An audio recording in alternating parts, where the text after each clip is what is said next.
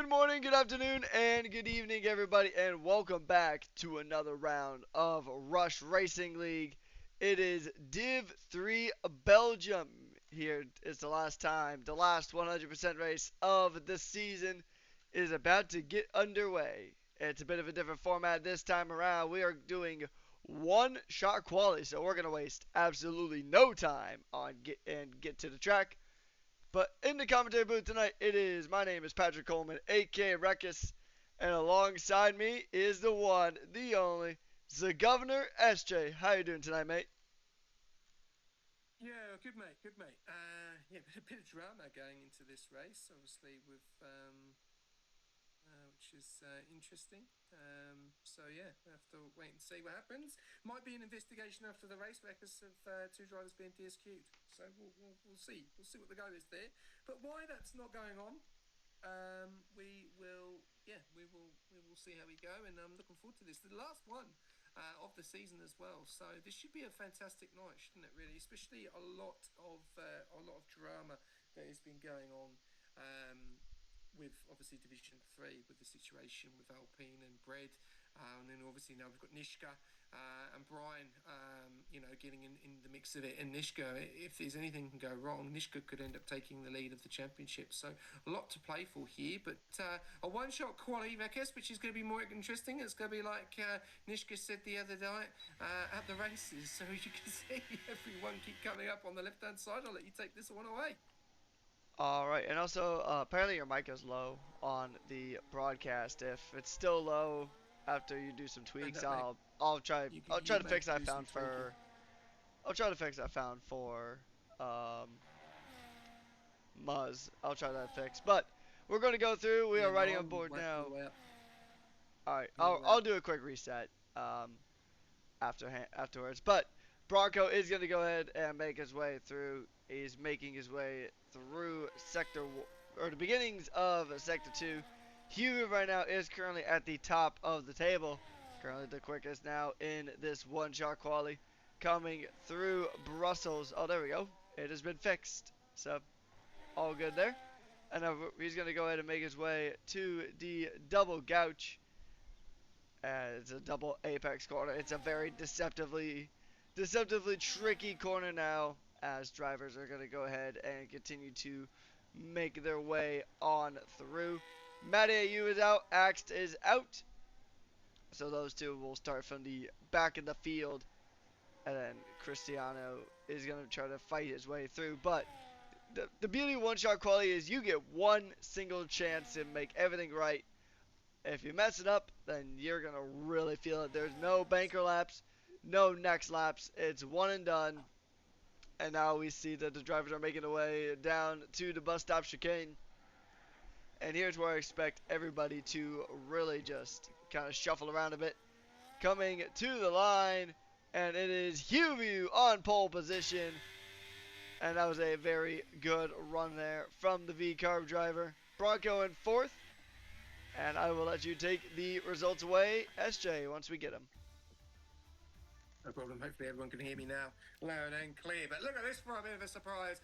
Now you got Vu after last week's battle with Nishka taking pole position. Jazzy George taking P2. This man is a golden ticket as a reserve driver. Cannot wait to see this man drive full time next season. And then we've got Bread in the top three. That is good for him. Bunky Bronco in fourth. Then Quicksilver. Then Slushy. Mitchell. Fishlips. Daz. Brian. Nishka. Calco. Tyler. Hennessy. Corrupt. Wogjet, Mediayu, AXT, and that rounds it out. Says we've got no WIT. Rossi didn't show up, so no driver for the Haas, and we have the race ban of Albashek for Red Bull. So, yes, great start for Bread, not so much for Mercedes, but this is a long way to go in this race. Oh, yeah, it's 44 laps here at Spa, a 7 kilometer long track. It's definitely not a short one by any stretch. It is the last 100% race here of season 10. So there is definitely a lot of time to really find your footing here and try to make the most of the race start and also strategy as well. It's probably going to be a two stop depending on safety cars and stuff of the sort. Rain isn't expected from what I have heard. My insider sources have been saying that rain is not expected to be a factor here in this one. So it'll be a dry race all throughout, unlike last night where we actually had a wet race all the way through. So we'll see how it goes. No. Rain at the hour mark. Ooh. I'm hearing rain at the hour mark. Interesting. Mute your mic. Did you hear me? Yeah, I heard you. Oh, you didn't say anything, so I didn't know if you had or not. No, they're saying rain at the hour mark, so a bit of drama, that's going to spice things up, isn't it? Massively. Yeah, just saying, and as we're seeing now in Twitch chat, it also, with it being a spike, it might either A, be a generational downpour where we're going to see everybody immediately pit in, or it'll be slicks all the way through. But here we go. We'll have all those answers to those questions as it is lights out and away we go here in Spa for one more 100% Grand Prix of the season. And Hugh gets exactly the right launch he needs, and the Mercedes makes a massive dive up the inside.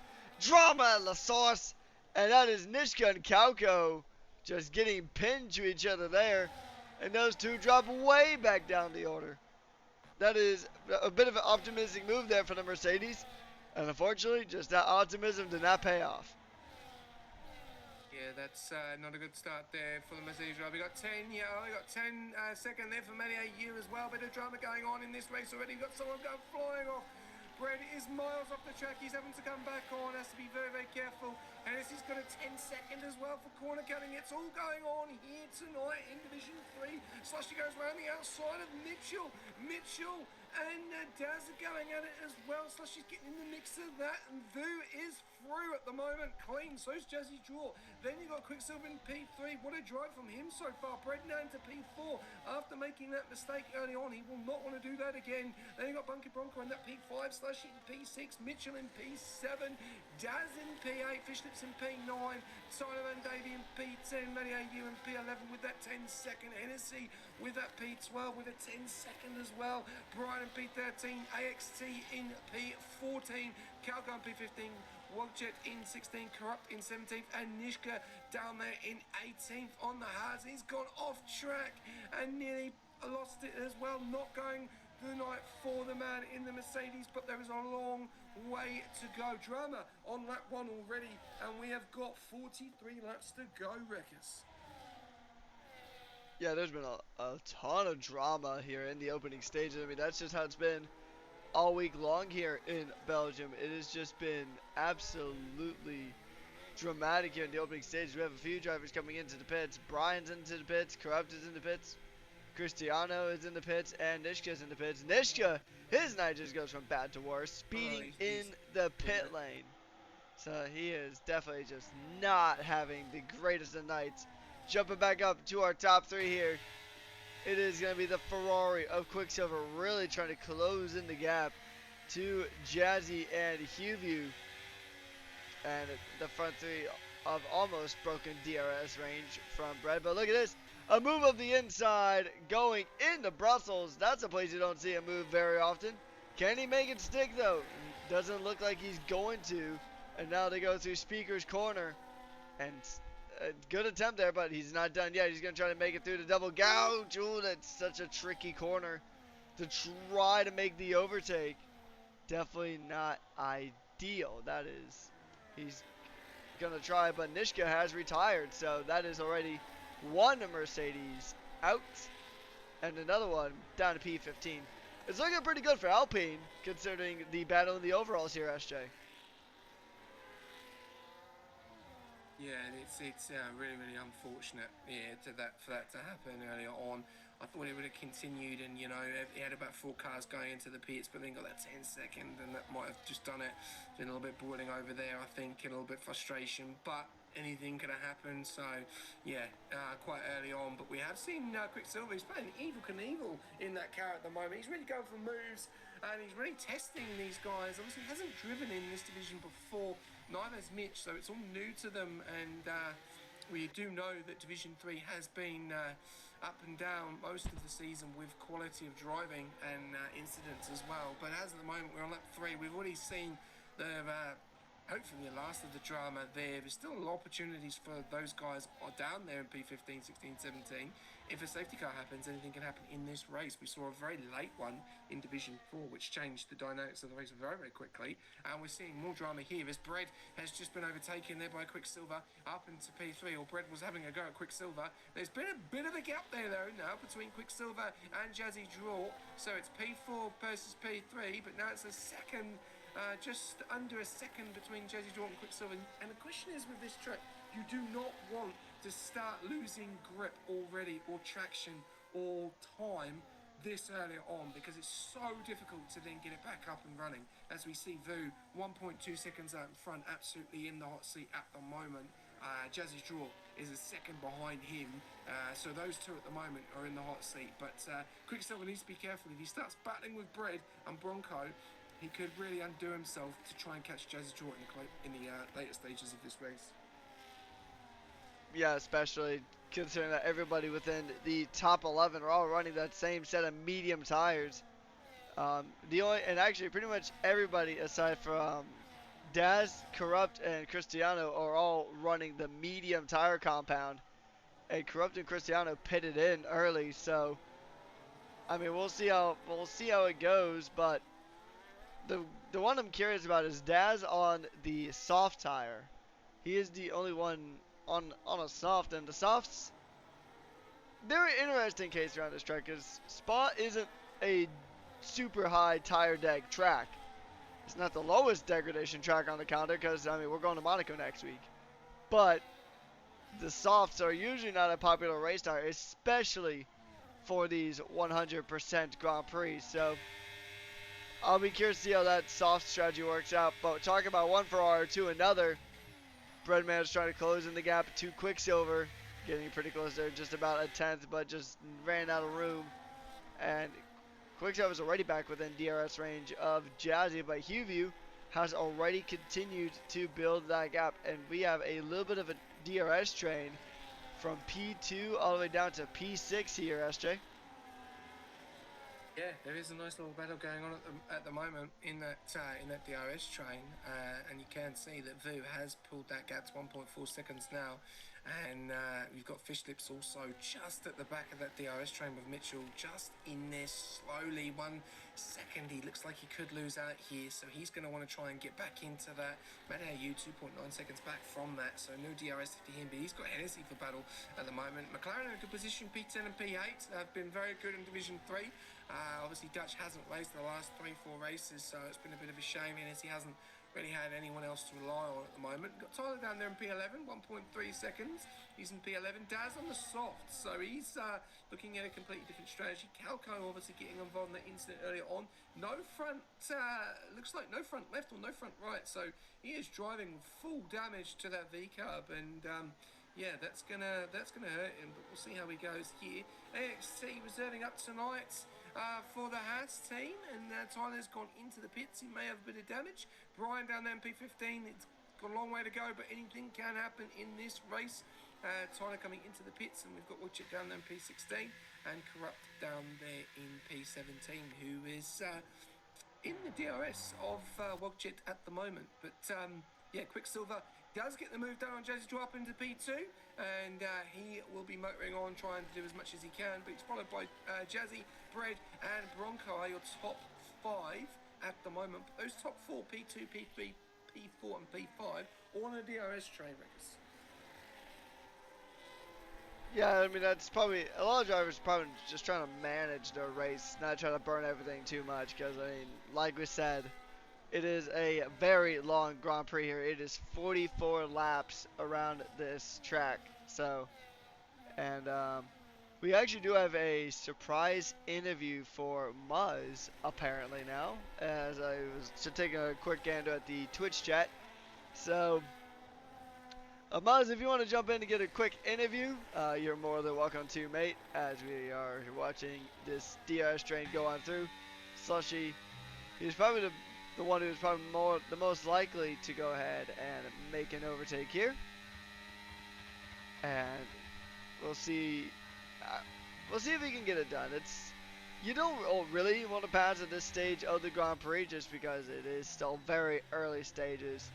You'll want to try to make a move when you do have that DRS coming through, particularly the Camel Straight. The first DRS zone is not exactly the most useful because you don't see, unless like lap one or like a last lap attempt, a lot of times you won't see anyone trying to make a move going into turn one. They'll just wait till after Rouge and Radion to go for that move down the Camel Straight. Yeah, it is. It's going to be very interesting to see. Obviously, with that DRS train, so difficult to make overtakes unless you have got more overspeed or better wings than the car in front or the car behind. As you can see here, Slushy just is in a bit of a situation. He can't make a move on Bronco. Bronco can't make a move on Bread, and Bread can't make a move on Jazzy. So it's a little bit of a tight situation to be in. It looks like we've got someone jumping into the comms box, which looks like it's a surprise interview. So I'm happy to take this one away, Rekus. Maz, good evening. What's up, lads? How are we? Good, mate, good. You've obviously been summoned by Dirt. He summoned you twice today, which is fantastic. Not a bit of a drama of a start there in Division 3, but you've got your teammate Quicksilver reserving up tonight. So obviously it is pending an investigation, I've got to say, at the moment. But he's in P2, Daz in P12. How do you think they're both going at the moment? Yeah, they're doing pretty well. They're getting that working. Just thought we'd go for a bit of an alternate strat, and Quicksilver's doing well. He's got good pace, holding up the drivers behind, not necessarily holding them up, but he's doing a good job keeping them behind. Yeah, definitely.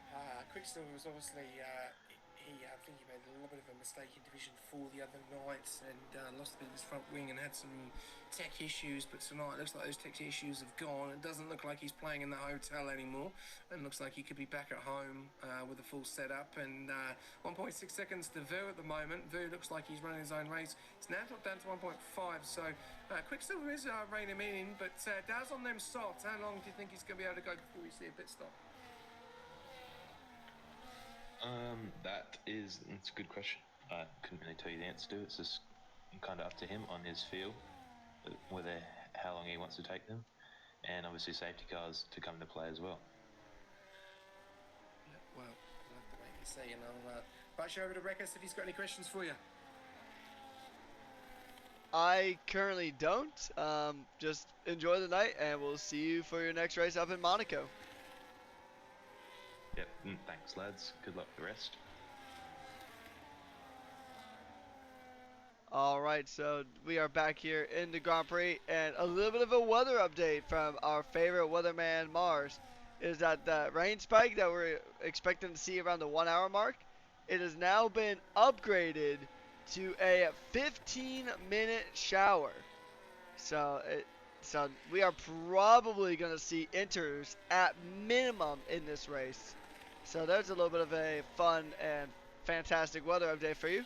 If you guys like the rain that was in Div 5, well, you might just get a little bit more of it before our trip here in Belgium is done and dusted.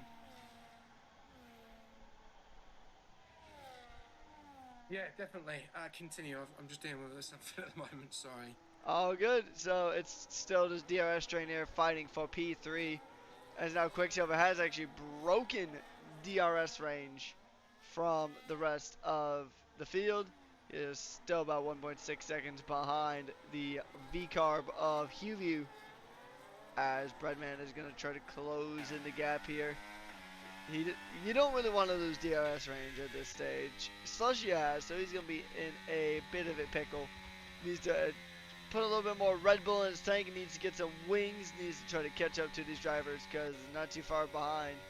He does have Fish Subs who will be under pressure from Mitchell just behind. Jazzy has actually caught up, and he has actually caught up to Quicksilver quite quickly, actually. So Jazzy trying to close in the gap now, maybe trying to think about a retake on that P2 position. Here's how the position changes are going as it sits right now. Matty AU, Hennessy, and Axt, three drivers who have made the most improvement. Matty AU in particular moving up 7 positions on the day, although he does have a penalty for, I think it's think he was ignoring yellow flags. I think was the penalty that he received a bit earlier on. And we'll see. We'll see if. I mean, well, I don't think that's gonna get overturned by any stretch because I think it was. I think it was during the lap one incident where he overtook under yellows. I think was the penalty causer. Daz now looking really punchy on those soft tires, trying to make the most of them as he's caught up to the back of Kauko. And he's going to try to close in to that white and yellow V car. And then jumping back up to the front of the order, it is going to be Jazzy now trying to put some pressure in on to Quicksilver as this fight for P2 rages on here in Belgium. And then Mitchell now still trying to close in 2 fish slips here in the McLaren. It's going to be Alpine versus McLaren. We'll see which of them is going to go ahead and come out on top on this instance. And, oh, it's a very good run there coming through a Rouge and a Radion. And that's going to be easy as you'd like it for Mitchell. The Alpine driver up into position. He is up into P7. Jazzy did get the move done on to Quicksilver. The DRS down the Camel Straight is such an effective one here. And we'll probably see a good amount of pass and repass here tonight, SJ. Yeah, definitely. It's going to be interesting. Quicksilver, obviously down into that P3 now. He was getting close to Vu, and he's now got the pressure of Brett behind him with that second. He's still in the pressure of Jazzy Draw at the moment, and it looks like it's going to be a nice little battle going on. So unless anything changes, this grid could stay the same. We've got a few penalties in the middle there. NSC and Fishlips in 8th and 9th. Hennessy with that 10, Maniaou with that 10 as well. So they're going to have to serve it when they come into the pits. We'll probably see these guys come in the next 4 or 5 laps as well. And the question will be is how long is Daz going to be going on the softs? We saw, I think, another driver the other week get onto the softs and went for quite a long period of time. I think it might have been controlling actually. So yeah, we're going to have to wait and see. We've got Corrupt and Wogjet on those 7-lap hards. Brian has made a lot of time up on Tyler's, 1.4 seconds back. We've got Yellows in Sector 3 Oh, I think at that's a the McLaren. moment. Just trying to work out who that is. That's just been cleared up. So yeah, Rickers, back to you. I think somebody. Yeah, I think it's just the fact that somebody went deep into the bus stop. I think that's what I'm assuming happened there. I don't think there's any real drama there. I think it just somebody just kind of got bunched up there. As we continue, but Huvie has lost that gap now. He is within DRS range of Jazzy. So now Huvie is gonna have a Williams all in the rear view mirrors as they continue to battle it out for these positions here in the final 100% Grand Prix of the season, which is crazy. I think we're already down to the final 4, almost practically the final 3 of the season. Crazy how fast time flies when you're having fun. As Jazzy is now trying to close in this gap again. He's got a fair amount of battery left. He's going to try, but he's not exactly burning it. You wouldn't really want to burn at this part of the track anyway. You want to do it after the stave lock corner when you have that massive run all the way to the chicane. So we'll see here. A few drivers trying to fight for position. Bronco is probably going to be the one in this top 6 that's most likely to get overtake done. He's closing, actually no, he's losing, so he's not really burning the ERS here. Going into the chicane.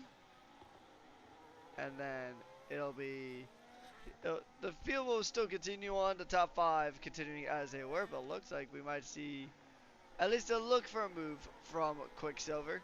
Doing very good here tonight as he is currently up 2 positions and up into P3 on his debut here in this division. Very nice to see. I think we've got an interview as well. I think Derv is in the comms box. Yeah, I think I saw him jumping I'm here. earlier. I'm Good evening. Obviously, one driver tonight, the Lone Wolf. Slushy doing a pretty good job. Sixth at the moment, 4.2 seconds back from Bunker Bronco, 3.8 seconds to Mitchell. Just having his own little race in P6. Happy with that performance currently. Long way to go still in this race. Yeah, very much so. Very happy with the result so far. Well, how the race is going so far for him. Bit tough out there being the lone wolf, but he's doing a very good job. Yeah. You see any surprises in this race happening later on? I think this weather could spice things up very much. We've seen Mitchell be quite quick in the rain, but we'll just have to see how some of the other guys go, because I also know that my driver Slushy, he's very confident in the rain, so we'll just have to wait and see how that goes. Nicely done, nicely done. I'll pass you over to Rekus. So, how would you say that Red Bull has done overall here in Belgium over the last 5 races? There's definitely room for improvement. Not quite where I want it yet, but I mean, we're not doing horrible in the same sense. So happy with the boys giving it a crack and looking forward to next week. How is everyone feeling ahead of Monaco? It's going to be a very tricky race. Qualifying is pretty much going to be everything in the Principality. Yeah, I've had a bit of mixed reports. A few guys keen on it, a few guys a little bit intimidated by it. Not a whole lot there. Just keep it out of the wall and qualify well, really. I even Gov here in the commentary box with you. He's told me that he's keen for Monaco. Derek. Yeah, sorry, there's just a bit of contact between Jazzy and Quicksilver, causing him to have a little bit of a snap of oversteer and basically lost 2 positions from it as they go side by side through Brussels. But anyways, best of luck to you next week, and thanks for jumping in. Right, yeah. Thank you very much. As Thanks. Breadman, Go on, you go. Sorry. I was just gonna say, Breadman now finally gets to move done and dusted onto Quicksilver after a lot of side-by-side battling through the opening stages of Sector 2.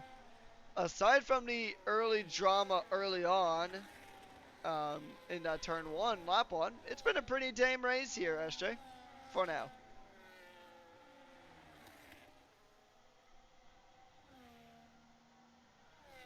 Sorry, I'm getting quite distracted. I do apologise.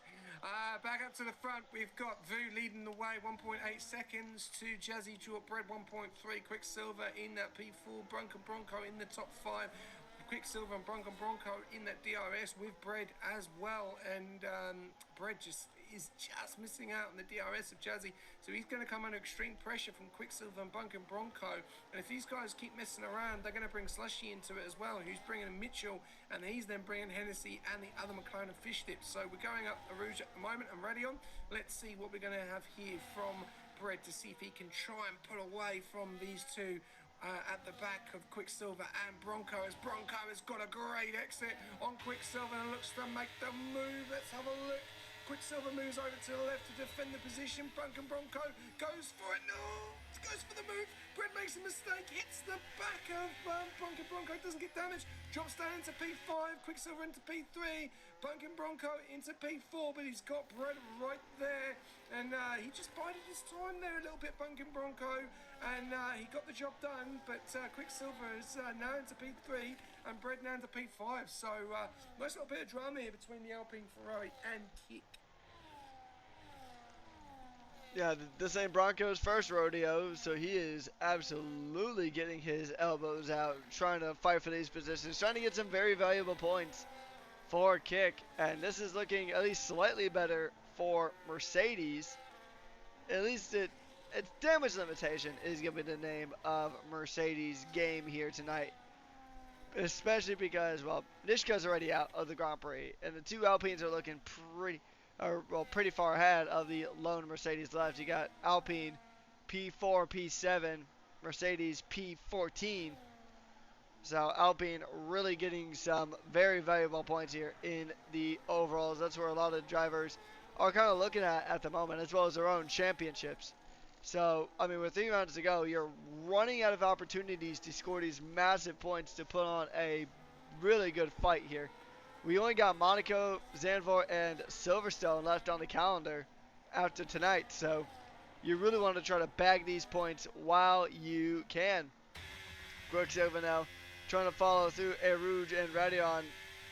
He got a pretty good exit, but is it good enough to try to catch up to Jazzy?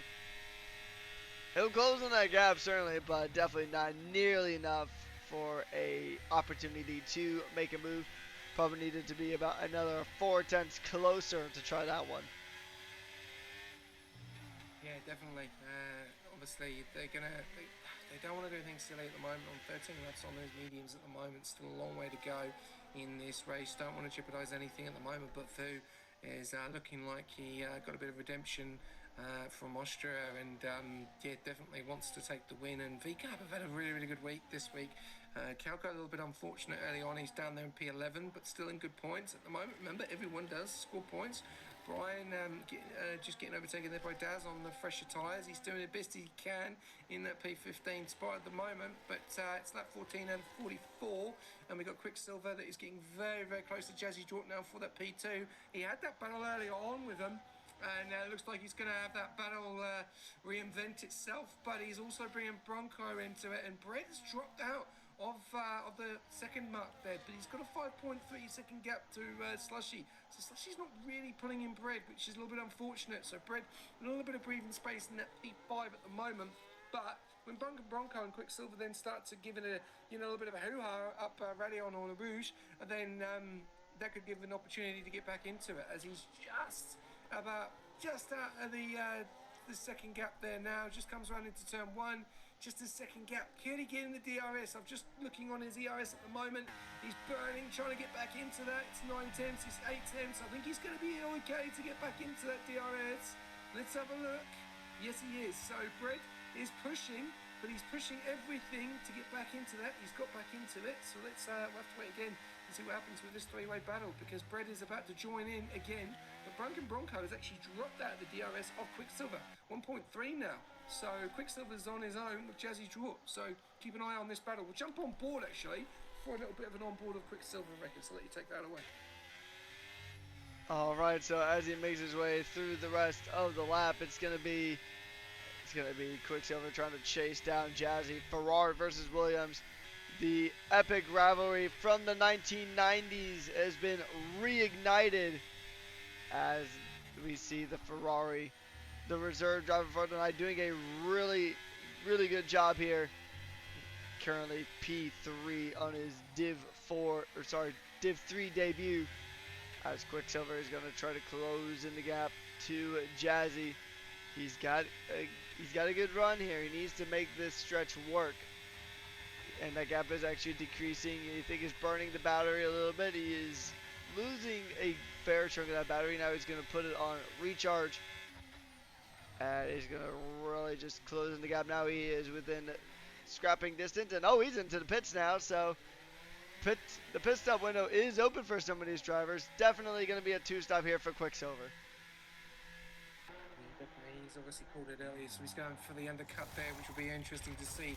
So she's done the same thing as well, so is Hennessy, so we'll have to wait and see. But Thu leading this way at the moment. 1.5 seconds, has dropped down from 2.5, so he's lost a little bit of time there to Jazzy, and Jazzy's now just pulling that in at 1.2.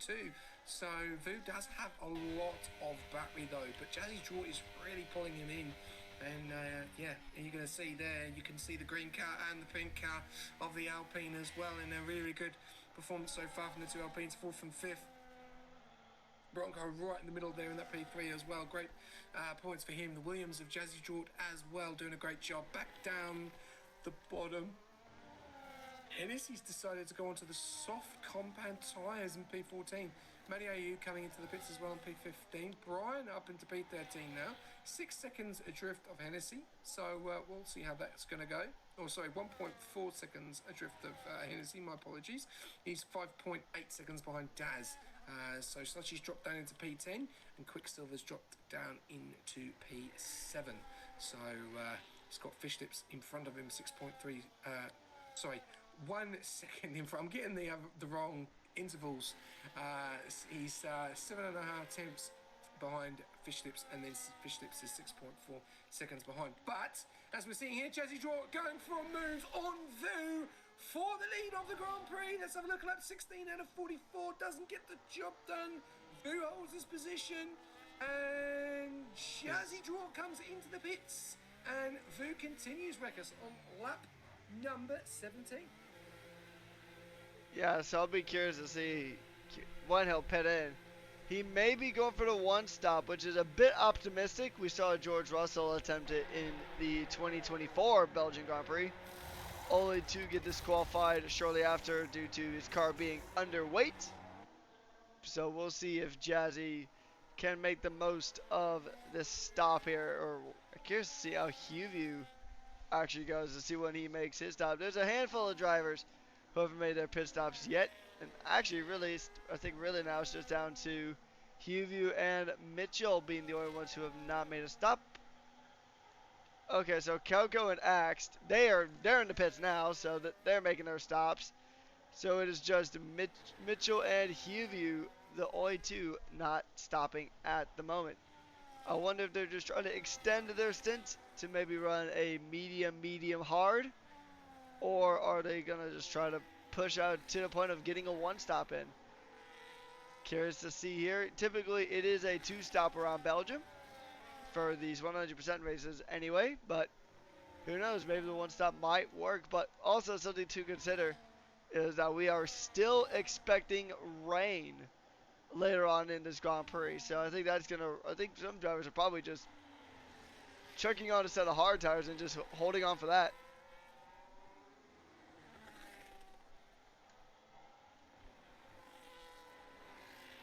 Just holding on for the weather, just holding on for a hero till the end of the night as they continue to race through the Ardennes Forest. Hugh's into the pits now, and I believe we do have another. It looks like we have another interview. Yep, we do indeed. I'm just trying to get Wogjet back in. I'm just trying to find him. Just let me see if I can get him. So I'll let you take away the interview while I try and find Wogjet. All right, so I believe Winter, we got you now, right? Yes, 100%. All right, Winter. So welcome to the comments box. How are you doing the race here tonight? Not too much. Obviously, Mishka DNFing, which isn't great. Brian's running his own race, which he's doing pretty well at. Yeah, obviously not a good race for Merck at the moment, but hopefully Brian can bring some good points in. What's the energy like in the Mercedes garage coming into Monaco next week? I mean, you guys had a pretty mixed weekend here pretty mixed week in general here at Belgium. You guys think you could turn around in Monaco to really bring the fight to the Alpines? Well, me personally, I believe so, but yeah, I think we can turn something around in Monaco, hopefully. All right, and how do you think the rain is expected to kind of affect this race here? Do you think it's going to massively shake up the order, or is it just going to be something that can spice up a few things? Rain in this game is really unpredictable. It can. Some drivers are really decent in the wet, or they're really good in the wet. It's just, I reckon it'll shake up the grid a lot more than what it is right now. All right, well, I'll pass you over to SJ if he's got any other questions or comments. Thank you. Yeah, thank you very much.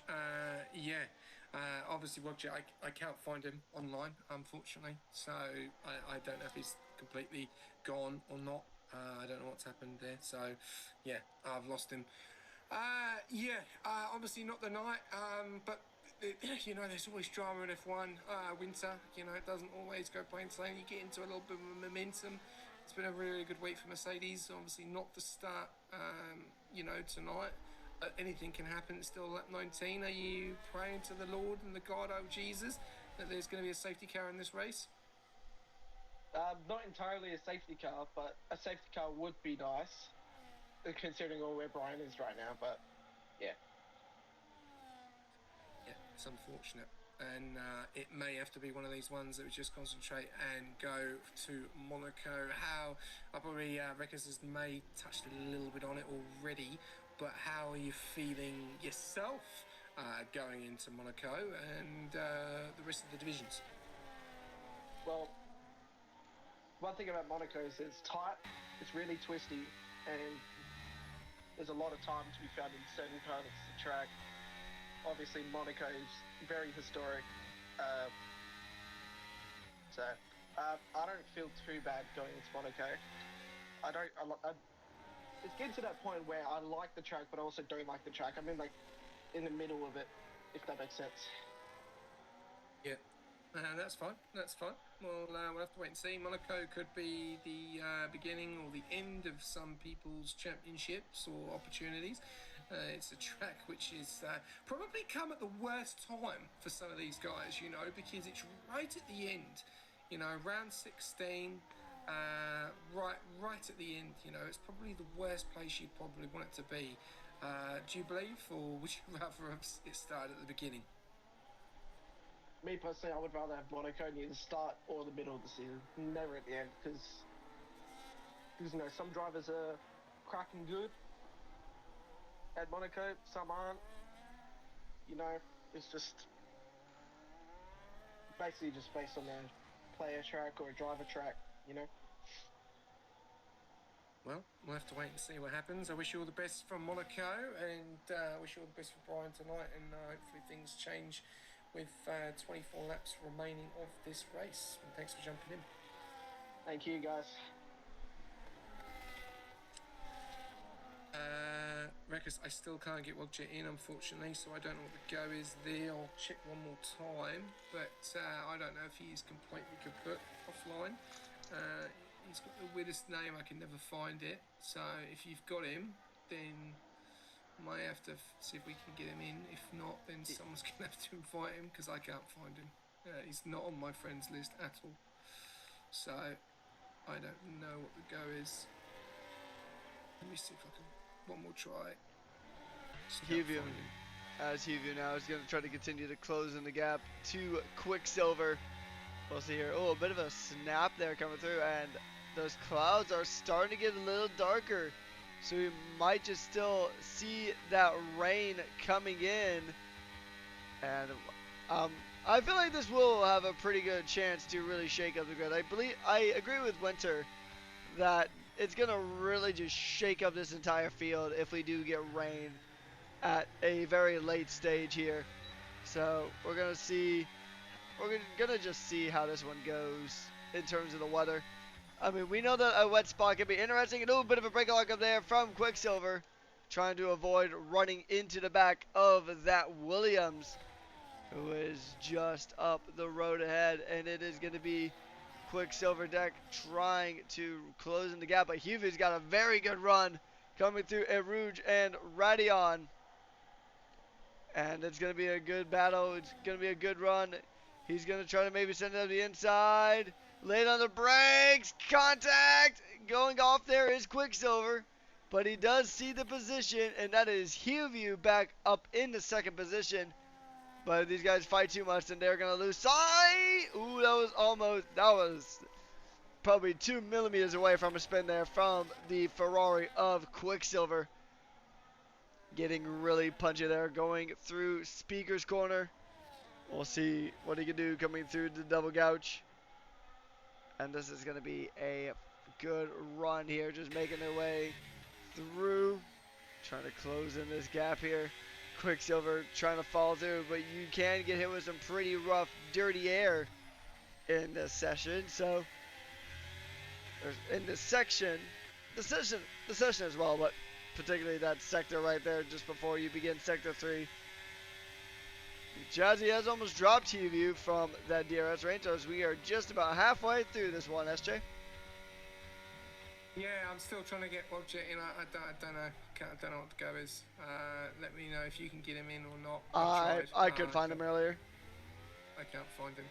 So if someone can send him an invite or whatever, then if not, then yeah, that's going to be unfortunate. We'll go over to tyres. Obviously, we've got the top 7 in on the hards at the moment. Daz on the mediums, Lissy on the softs. So the only 2 drivers on 2 completely different tyres to the rest of the pack. And then P10 all the way down to P17 on those hards. And you can see there that Corrupt and Wodjet both on 19, 18 laps. And if Wodjet does not get in, unfortunately, it will be a DSQ due to not sufficient laps. But Jazzy Joint leading the way at the moment. And things have changed very quickly because we saw Vu leading this race. And now we're seeing him in P2. We're seeing him bringing Quicksilver, bunking Bronco. So there's now a 4-way battle for that P1 position at the moment. Brett 3.6 seconds back. So he's lost a lot of time. He is on those 5 laps though, the same as Bronco and Jazzy. Vu is on a lot earlier and Quicksilver's on older tyres as well. We've got Slushy as well, 5 seconds back. Looks like he could cement that P6 position, but he does have Mitchell for company, who is literally behind him on those 4-lap hards, and he is gaining on him absolutely rate of speed. Now going to be very, very close to the DRS, and especially in Sector 3, where he may even make the move as well. But we're going to go back up to the front. And we are going to look at this battle between Vu and Jazzy, because Vu is getting very close. I've just jumped on board. Even looks like we've been summoned for another interview as well. So whoever that is, jump into the comms box and say good day. Jazzy Jordan coming into the bus stop chicane, keeping that position. Vu keeping that position. Quicksilver getting close.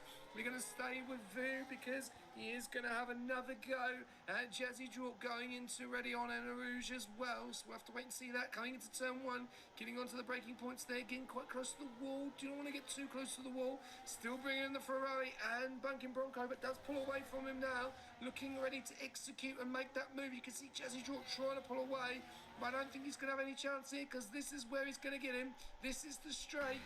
All the way now, 35% of his ERS in 8th gear. He's going to have to burn. It's going to be close. It's going to be close.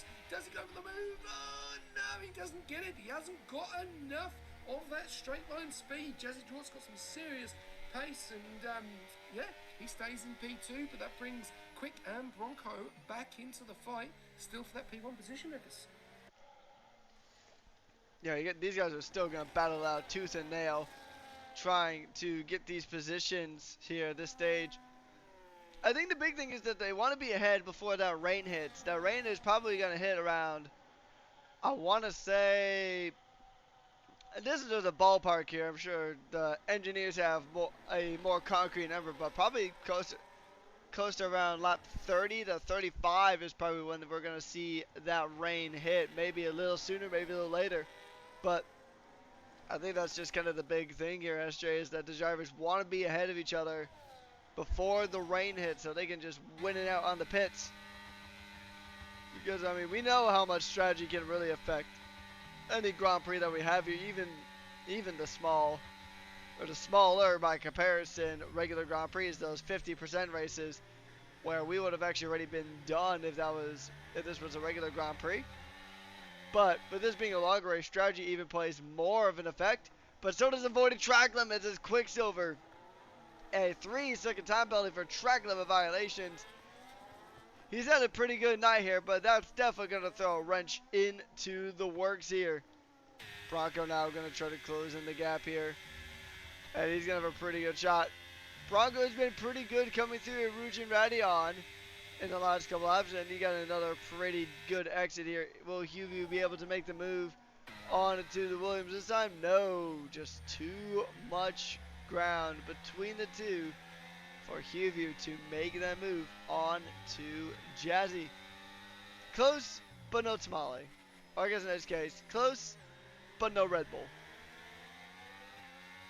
Yeah, definitely. I'm still trying to find Cristiano Chip. I can't find this guy anywhere. And I know I've got him added. Just have Wodjet as your EA. It's so much easier. I just cannot find you. No, he's nowhere to be seen. Quicksilver does get a 3-second time penalty. That will push him further up the pecking order. He'll drop down to P5 as it stands at the moment. So pressure has got to him with 20 laps to go. Corrupt then gets involved in and gets a 3-second time penalty as well. We'll have to wait and see what happens here, but that does not help Quicksilver. He is gonna basically at the moment lose out on that podium, and that will go to Bronco. at the moment, but he looks like he's about to pounce on Bronco and try and get the move done. On Vu for that P2 spot. He goes for the move on the left. Vu can hold his position. Quick's coming in. No. And he holds his position there, Vu, and he keeps that P2. They don't want to battle too much, though, because they don't want to lose the gap to Jazzy Draw. Yeah, and going for a move into the bus stop chicane is always a tad optimistic. It's such a narrow part of the track where overtakes, you can make them stick, but it's such a risky one. And you want some good momentum coming into the source. Spa is a definite momentum track, because if you don't have the momentum going up every region right on, if you don't get that good exit, then you are going to be a kind of a sitting duck onto the chemo straight. But look at this. Heview is the third time the charm. No bueno. The V-Carb has unfortunately just not been able to get the move done. Good car positioning, though, from Jazzy, though. Not to discount anything that Jazzy is doing. So, that is going to be a very good defense there from Jazzy. Looking to be another strong Williams result here with a good P1. As I believe is the, never mind, there's Corrupt down a bit further back. Speaking of a bit further back, one of the McLarens has had a bit of a moment. That is Hennessy, I think. Yeah, Hennessy has dropped it straight through, and he's in the gravel, and he's just parked. I think his wheel's gone. Oh, no. Oh, It's not gonna be again. DSQ. I think his wheel's gone. He had this happen before. Yeah, his wheel's... Oh, speaking of. He's moving. He is moving. He's trying. Trying to move. Oh, hey, that. here's something I've noticed, SJ, from sitting on board with Hennessy. The rain is here. Yeah. Wow. Yeah, that's Tennessee's race near enough done. Hopefully he can just get back in, get onto another set of tyres, change that front wing, and Fishtips gets a penalty now in P9, and he's now got Corruptus right behind him. It's going to get the move done into P15. Hopefully Hennessy can get onto a set of tyres and continue, because he will still score points as well, but we'll have to wait and see. It could be a wheel malfunction as well, which he's completely in trouble here, which is really unfortunate. Yeah, I'm still trying to find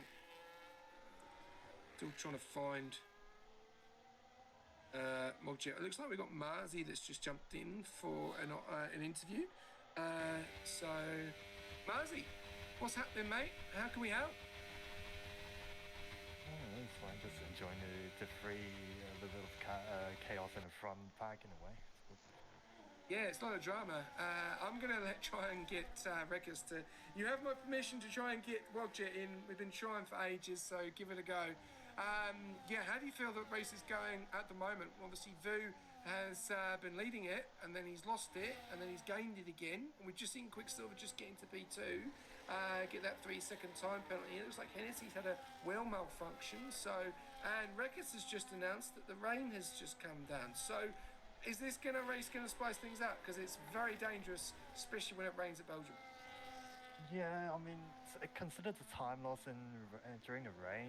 It's going to be a tricky place to be driving in, especially when the radar looking. It's going to be a long rain instead of a spike. Now the weather's not great. Yeah, this is going to be an interesting one, especially for engineers and obviously the situation they're going to do, because it's not raining enough at the moment, so the track's going to be still dry, but when it does come down here, it does come down. It's going to get very, very slippery, so it's going to be very interesting to see how it's going to go when it really does start to come down. If it's going to be going to intermediates, if it's going to go full widths, that's going to be the question. So what do you think we're going to see here? What do you think is going to be the change? From what I should be seeing, majority of the driver would be going for an intermediate for safe, because, well, I mean, wets is as useful as they are in real life, and inters are pretty much a pick during the rainy races. And by the looks of it, I mean, it's going to be a long rain, so, I mean, it really depends on when these people think the grip is too less for them to be, is the go. It has to be the call to be boxing, and that one lap of a undercut advantage could be everything. Yeah, definitely, and definitely could change things up, especially if there's a late safety car in wet conditions, as it does. It is coming down now, but it's not coming down as much. So, will we see a 50-50? Will it be one of those ones where it's dry and then it's wet, and it's real difficult to work out strategies? So, still a long way to go in this race. Obviously, Slushy at the moment in P6. If you're engineering at the moment, he's under pressure at the moment from Mitchell, but Mitchell just hasn't been able to get the job done on him. I don't know if he's waiting or I don't know what the go is here at the moment, but he's in the DRS and he can make the move done. He's got a lot more ERS at the moment, but Slushy's holding on to that P6 and looks like he could solidify that P6 at the moment, but things could change if there's a safety car. Yeah, but also he's just doing his cruise on his own. The strat has been notified for him. He has a little bit of off during the last few laps, which got him another corner cut, so he should be a little bit careful on this one. Well, okay, there we go. We've just seen Vu come in. Records, you got any questions or comments for Mars? I'm gonna be curious. I'm curious. What's it gonna be like engineering for Monaco next week? Well, if there's a crash, box for track position, and then if there's like a mid-safety car, box again, go to the end. I believe, yeah, the two-stop I believe is mandatory. Okay, good. I mean, it just hurts my brain when I'm trying to think of a normal shot, and then it just turns out doesn't working because there's always a safety car like every sector in every race. So. But got to think unconventionally. Yeah, I gotta think a little bit outside the box, especially for Monaco. It's a very quirky racetrack, to say the least. Well, enjoy the night, Mars, and best of luck to you and your team coming up here in Monaco. Yeah, thanks. A little bit update, the rain should be here intensifying enough now, so we should be seeing someone boxing now. All right, we heard it from the weatherman himself that the rain is intensifying. Few drivers have popped on to the intermediates. Hiryu, the first of the front runners to do so. He has jumped onto those green wall tires. Now the question is that a bit early for the V-Carb? Is it a bit too early to jump onto these intermediates? There's not really any wet lines here on the track. The other drivers being Calco, Axt, Brian, and Hennessy all trying to jump on those tires early. But it just doesn't seem like the drivers on the slicks are really struggling that much yet. Yeah, it's going to be very interesting now as a few of the guys have decided to well, there's change things lockup. up a bit.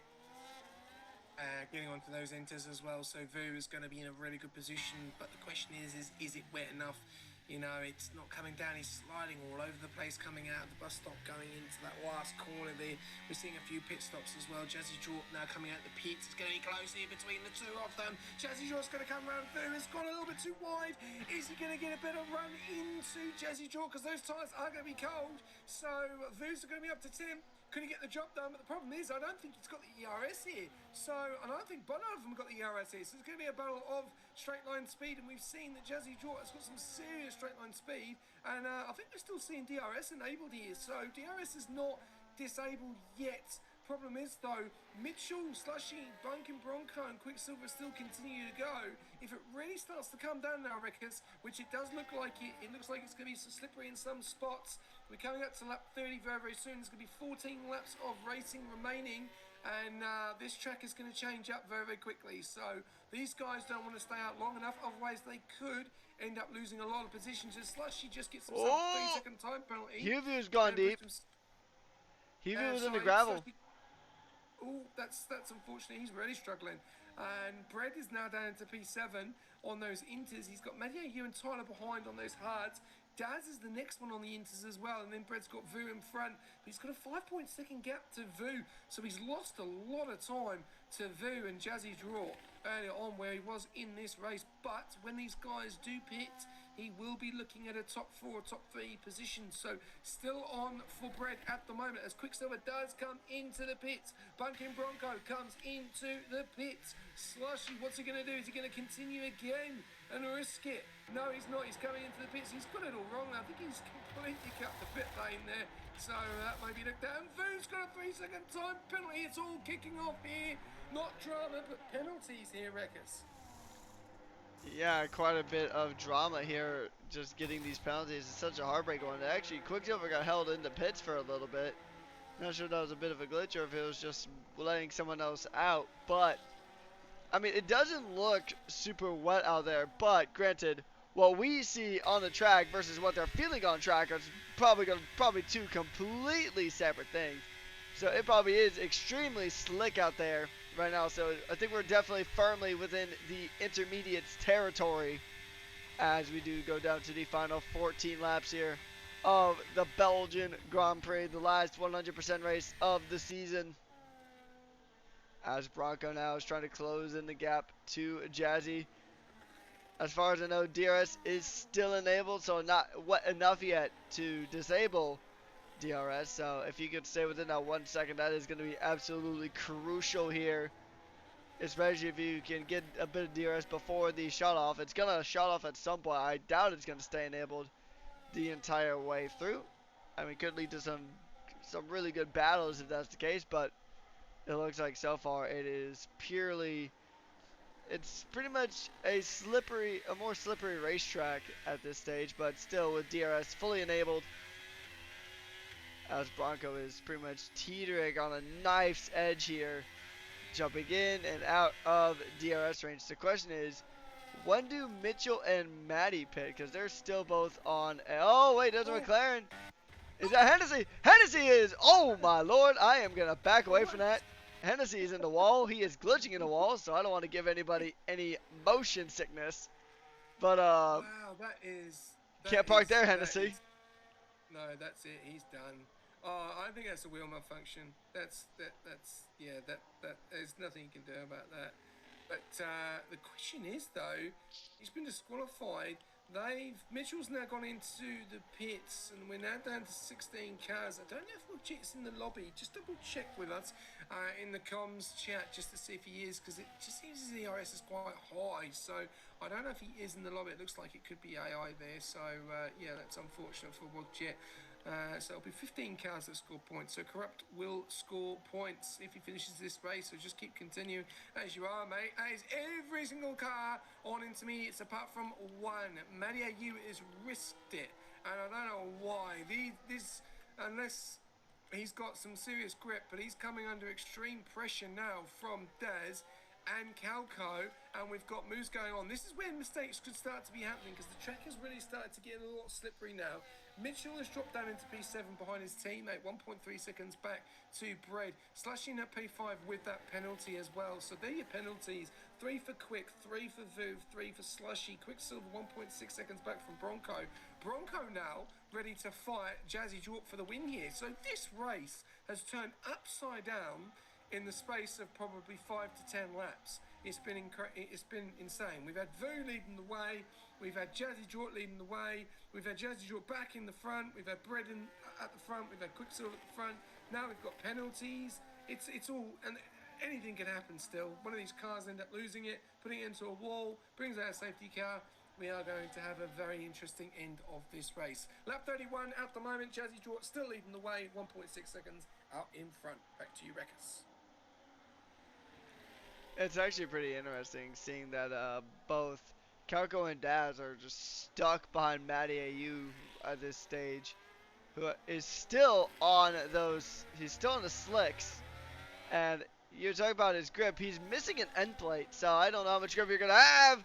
He goes into the gravel, but so does Calco into the gravel. But probably the frustrating thing, if you're or Daz or Calco, they just cannot get past Matty AU. They've been stuck behind him for at least a full lap now at this stage.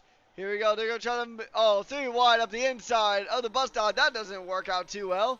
And despite the fact he's at a huge tire disadvantage, Matty AU holds on to that position, but now it's going to be down the straight. Can he hold on coming into La Source?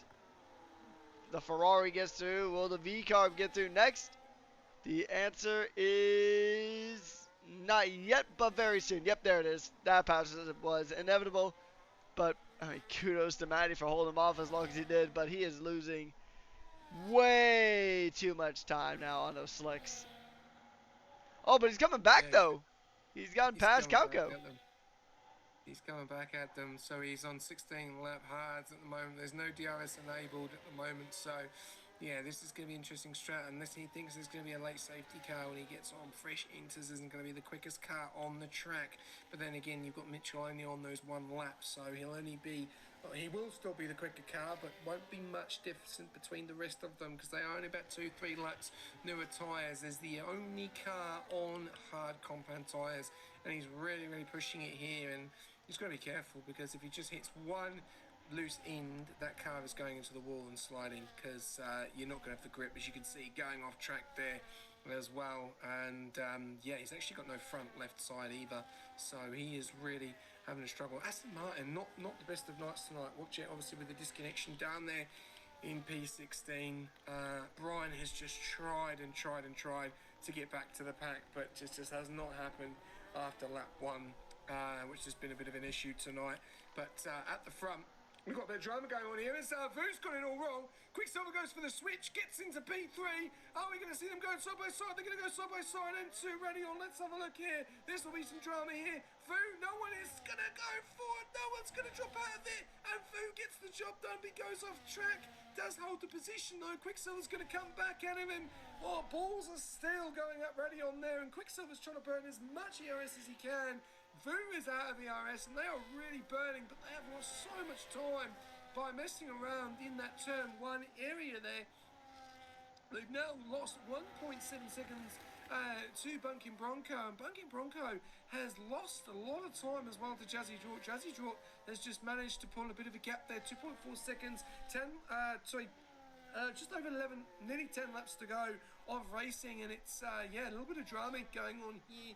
And Quicksilver at the moment in that P4 position with that 3-second time penalty, and it looks like it's going to be a nice little battle here between Quicksilver and Vu, Rekkers, because they're both on 3 seconds, so they're going to be battling for this podium. Yeah, the podium is all to play for here between Hugh and Quicksilver. And if Slushy catches back up, he'll be in a similar position, but he's got about a 6.4 second gap, so it's going to be a bit easier said than done. But yeah, I think Hugh and Quicksilver, I mean, this would be a really good result, particularly for Quicksilver, especially because this is his first time racing here in Div 3. So reserving in tonight, it'll be a very good result, a very good motivation booster coming into Monaco, which is a track where you need so much confidence around that circuit, or else you're going to probably bin it in the swimming pool area or in that chicane just outside of the tunnel. But now Quicksilver has fallen out of that 1 second DRS range, even though DRS has been disabled. It's quite some laps to go, and we are on 11 laps to go, including this current lap, as they go ahead and go on through, making their way through Erouge and Radion. And it looks like QView might just have a bit of a pace advantage here, as now the gap is about 1.2 seconds, but closing. So maybe Quicksilver's got some more straight line speed on tap compared to the V-carb of HuView. It is going to be Scarlet versus Pink on the racetrack here in Belgium. This could be a really good battle if these two keep it up. Yeah, definitely, and the rain is not coming down as we probably wished it was going to, within having a full wet race, but it looks like it's just going to be on the path of intermediates at the moment. Many of you still continuing on those 18 lap hards. He's going to be careful. He might be in punchy territory if he's not careful, and still no DRS. And Wokja has finally joined after nearly 10 laps. He is 1 minute and 54 seconds behind P15 as well, so he's still going to score points if he can finish the rest of this race now. But just one thing I'm talking about now, I'm seeing a few comments in the chat saying Vu overtook Quicksilver up a Radian off track, so if that gets looked at by the Ferrari, unless Vu probably may, I don't know, this will be an interesting one. I'm not going to call this one, but if Vu doesn't look to probably give that position back, if he has done that, could be looking at a penalty at the end of this race. And yeah, that would certainly hurt the V-carb. It would help the Ferrari. but it would really just hurt. It would hurt Huvie. I mean, Racing Bulls has had a pretty strong week here in Belgium. They've actually had quite a few strong weeks in recent times. They had pretty good results in almost said Australia. They had some good ones in Austria. A lot of similar names on discounted. They had some good results in the Red Bull Ring. Had some good results in Baku as well. And they're looking to try to continue that trend as we are officially on 10 laps to go here at the Belgian Grand Prix. Another team that's having some pretty good results here tonight is going to be the Alpines, currently P6 and 7 at the moment, but they are crucially miles ahead of the lone Mercedes on track, so that's going to do them wonders in the overalls. Matty AU still on those hard tires, getting passed up there by another reserve driver in Axt. He's making some good headway here tonight. In the Haas, currently P11 as it sits right now. Here's the positional changes. Matty AU is up 5 positions. Axt is up 7, but those two might go just 6 for 6 as Matty's got some wicked straight line speed on those hards. And he makes the move, but he is losing so much time. I saw in chat that he could theoretically stick it out to the end, but at what cost? You're going to lose so much time and so many positions staying out on this track with just a set of slicks while literally everybody else is on the intermediates. Literally everybody is on inters aside from the Aston Martin currently in P12. So, bit of a questionable call, but hey, sometimes the unorthodox strategies get you results. I just don't know if that's one of them. Well, the thing is, the track, it's raining. You know, we can see it's raining, but it's not setting. It's not setting as we probably think. You know, it's going to be slippery in some areas, but down on the main straight, he seems to have so much speed down that main straight. So he's obviously got really good wings, but then into the corners, you know, he's now got Tyler for company down in P13. And it looks like he's probably going to get the move done as well. So, yeah, it's going to be an interesting one here. He's going way off track there. Very, very wide. Let's see how he does in the bus stop chicane, just to see if he loses the rear or not. Because he seems to have a real good control of the car. But just, like you're saying, he's just losing too much time. You know, now Tyler's right behind him, looking ready to make the move. Does he go to the left, to the right? Tyler will know that he's on old tyres, goes on the left-hand side, gets a bit of grip, and goes round the outside. Matty AU just doesn't have the grip, and he's just fighting a loose-lost battle. There you go, and Tyler is off into the sunset. But now when you watch him come through already on a Rouge, look how quick he gets close to him. He holds his position. Ooh, wow. And he's then even looking to even then he's now going to make the overtake back over Tyler. And it's just insane. But it doesn't have the grip to then make the corners. So, rest of the track, he'll lose so much ground, but the straights, phenomenal. So, now you'll probably see him, he'll disappear now. Tyler will make a second gap now in the corners. So, yeah, Matty AU doing the best he can, but he's just going to fall further and further down if he's not careful. He has got a bit of a gap, though, to Brian, 27 seconds. So, yeah, he's got a bit of breathing space if he wants to continue on those tyres, but that's up to him. He's just had his own race. But we're going back up to the front, though, Rekus. We've got a bit of a move going on here between Mitchell and Slushy, as Slushy does hold his position in P5. Mitchell won't worry too much because Slushy does have that penalty of 3 seconds there, and Brett down there in P7 as well, and he's not been able to make much ground up since making the pit stop going on to the intermediate. So yeah, Brett struggling tonight, not probably where he wants to be. Back up to the front though, Vu and Bunkin Bronco, are they going at it? They've dropped Quicksilver by 1.8 seconds, nearly 2 seconds, and Vu now into P2 with that 3-second time penalty. So if Bunkin Bronco is not careful and Vu pulls away, he could end up losing P2 to Vu at the moment. Jesse Drop, though, looks like in absolute control of this race as it stands, Rickers. Yeah, it's a good fight back here from Huvu, trying to make the most, even though he does have that penalty. He might have another one depending on that incident earlier if he did truly overtake through Radeon.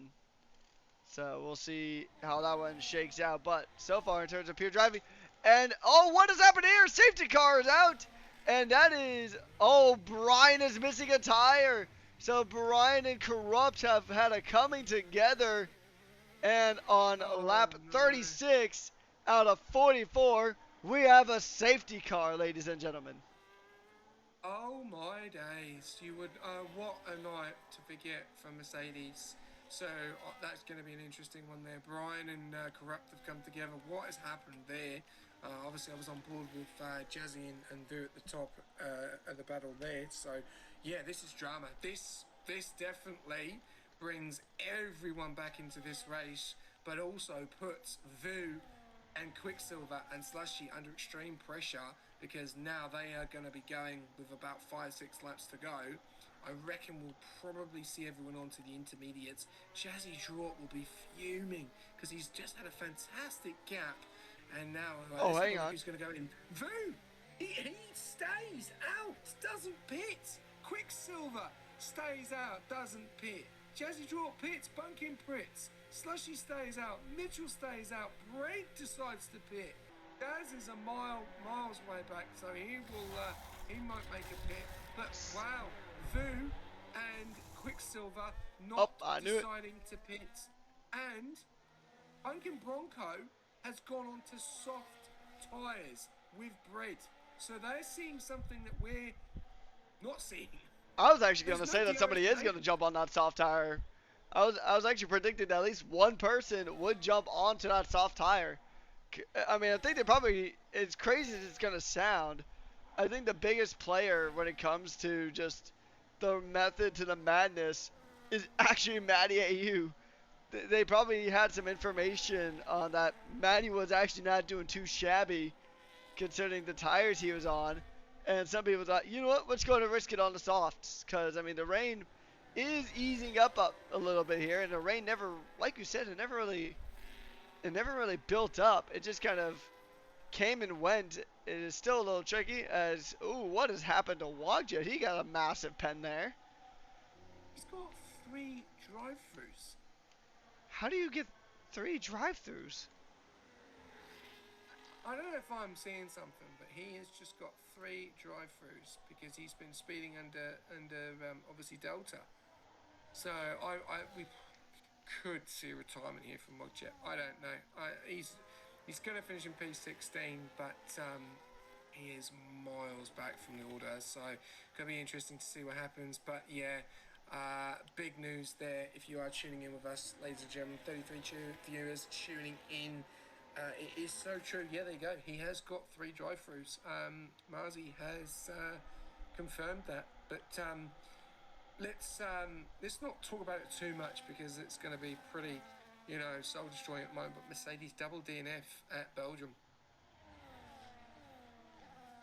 Yeah, that is so crucial for the overalls, especially with Alpine, both Alpines being in the top 10, while both Mercedes are not even in the race anymore.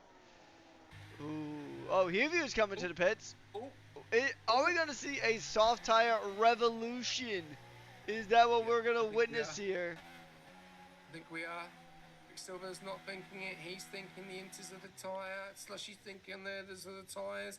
Slushy's in a great position, but the problem is they do have those penalties. So if Slushy and Quicksilver fight, that then helps Mitchell. And Mitchell, on those intermediates as well, he thinks they're intermediates. He's on 8 laps, so he's got a massive opportunity of winning this race. Jazzy Draw in P4 as well, and Bunkin Bronco on the softs. But the question and the problem I'm seeing here, it's raining. It's raining, and we're seeing 1, 2, 3, 4, 5, 6, 7 cars on the soft tyres with no DRS enabled. This is like Lewis Hamilton in the Mercedes in Imola when he couldn't get past Gasly, if you can remember it. I believe so, yeah. Just could not pass him, and I don't think he had DRS enabled on his car or something, or didn't have the wing working, and he just could not get past him. Are we starting to see the same here? Because I can't understand this. I'm looking at the track and I'm thinking it's going to be damp, it's going to be wet, but I'm seeing soft tyres, which is mind-boggling. But what do you know, Rickers? This game does surprise, I say. Trust the process. That's all I'm gonna say. Just trust the process. I'm sure there's a method to the madness that we are just not seeing. The engineers clearly have something on their table that we just do not have. As we get ready for the final 5 laps of the Grand Prix. You know what?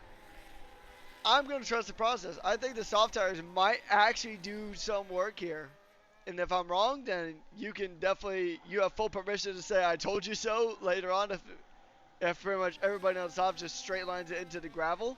But I think the softs can at least be a threat. I don't know if they'll challenge for the win, but actually right now Mitchell is kind of staring down the barrel of a win here if he can stay with these guys. Because Slushy and Quicksilver, they got pens. And unless both of them just check out and pull out a 3-second gap off the rip, then it's really Mitchell or Jazzy. I think Jazzy might have a bit of a stronger case since he is on fresher tires. Officially 5 laps to go here in the Belgian Grand Prix, the last 100% race of the Rush Racing League season numero 10. And it is probably one of the craziest ways you could end it. Rain, 2 completely split groups of tires. You got one side favoring the inters and another side favoring the softs. We are in for a crazy end to the 100% races here. Oh, definitely, without a doubt. And it's very, very similar to Division 4 the other night. A late safety car bringing it into the last minute. These guys on these penalties as well is really going to hurt, obviously, especially if it is the wrong tyre. We're seeing, I'm seeing rain still, but I'm not seeing as much rain as I saw earlier on, so it does look like it could be, evening up a bit. I'm seeing a little bit of light in the clouds as well. Could Quicksilver and Slush be outdone here? Same with Mitchell, same with Jazzy Jork, because Jazzy Jork's just only on 2 lap inters. Track could still be a little bit damp as well, but Bunky and Bronco, Brett and Vu, they're thinking of something else. Tyler's thinking of something else. Many U's thinking of something else. Corrupt is thinking of something else. He's just trying to join the back of the pack. Wogjet is lapped as well, so he's joining. He's on intermediates as well. This is very, very similar. I don't know if you can remember. This is going back now. I don't know if you remember Vegas. Can you remember Vegas when it was literally at the crossover point and no one had any idea what the heck the strategy was? And they kept pitting for inters, back onto mediums, back onto inters, then back onto mediums. Can you remember that? I don't know if you... Yeah, you should be able to remember that. Do you remember that race? Not off the top of my head. I've seen so many races in my time. I remember Miami. It was a big crossover. It was 50-50, and it was 2 races. I think it was 2 and 5, and it literally, no one had no idea what the heck the strategy was. It was just crossover, just like this. It was inters or softs or mediums, but it was a lot. It was all the way through the race, and it just caused absolute drama because no one knew what it was going to be.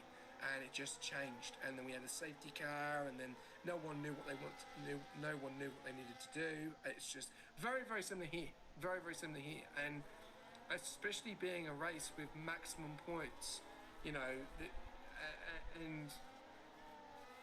well, I'm going to say something here now. I don't want to cause a bit of a problem, but it stopped raining. It stopped raining just now. So, all the softs, I think they've timed them. Like you say, trust the process because it's dry, Rickers. It is dry. The process, indeed. I mean, it wouldn't be unreasonable to say that Bronco probably has a really decent shot at winning this one for Sauber.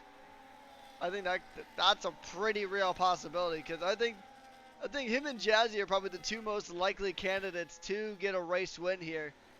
Mitchell, I'm not going to discount Mitchell, but he is on 10-lap inters compared to 3-lap inters of Jazzy.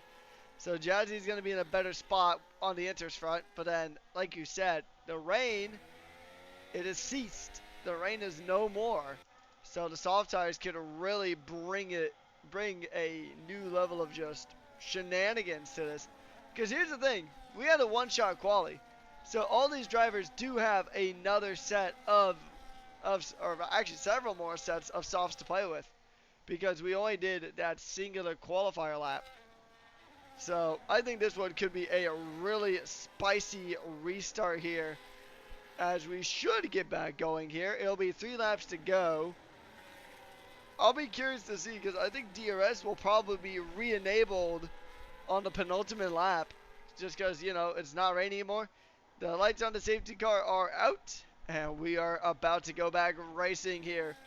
Quicksilver will lead us to green as some positions change. I think those will change probably. I think those change right back. But as it sits here at the moment, Quicksilver Deck leads ahead of Slushy, Mitchell, Jazzy, Bronco, your top 5, as they go ahead and get through the bus stop chicane. And then Quicksilver's going to try to back everybody up. I just wonder what the restart strategy is gonna be. So, oh, look at this, already bunching up, almost doing tram lines as they go through, almost doing some karting stuff as we go back underway.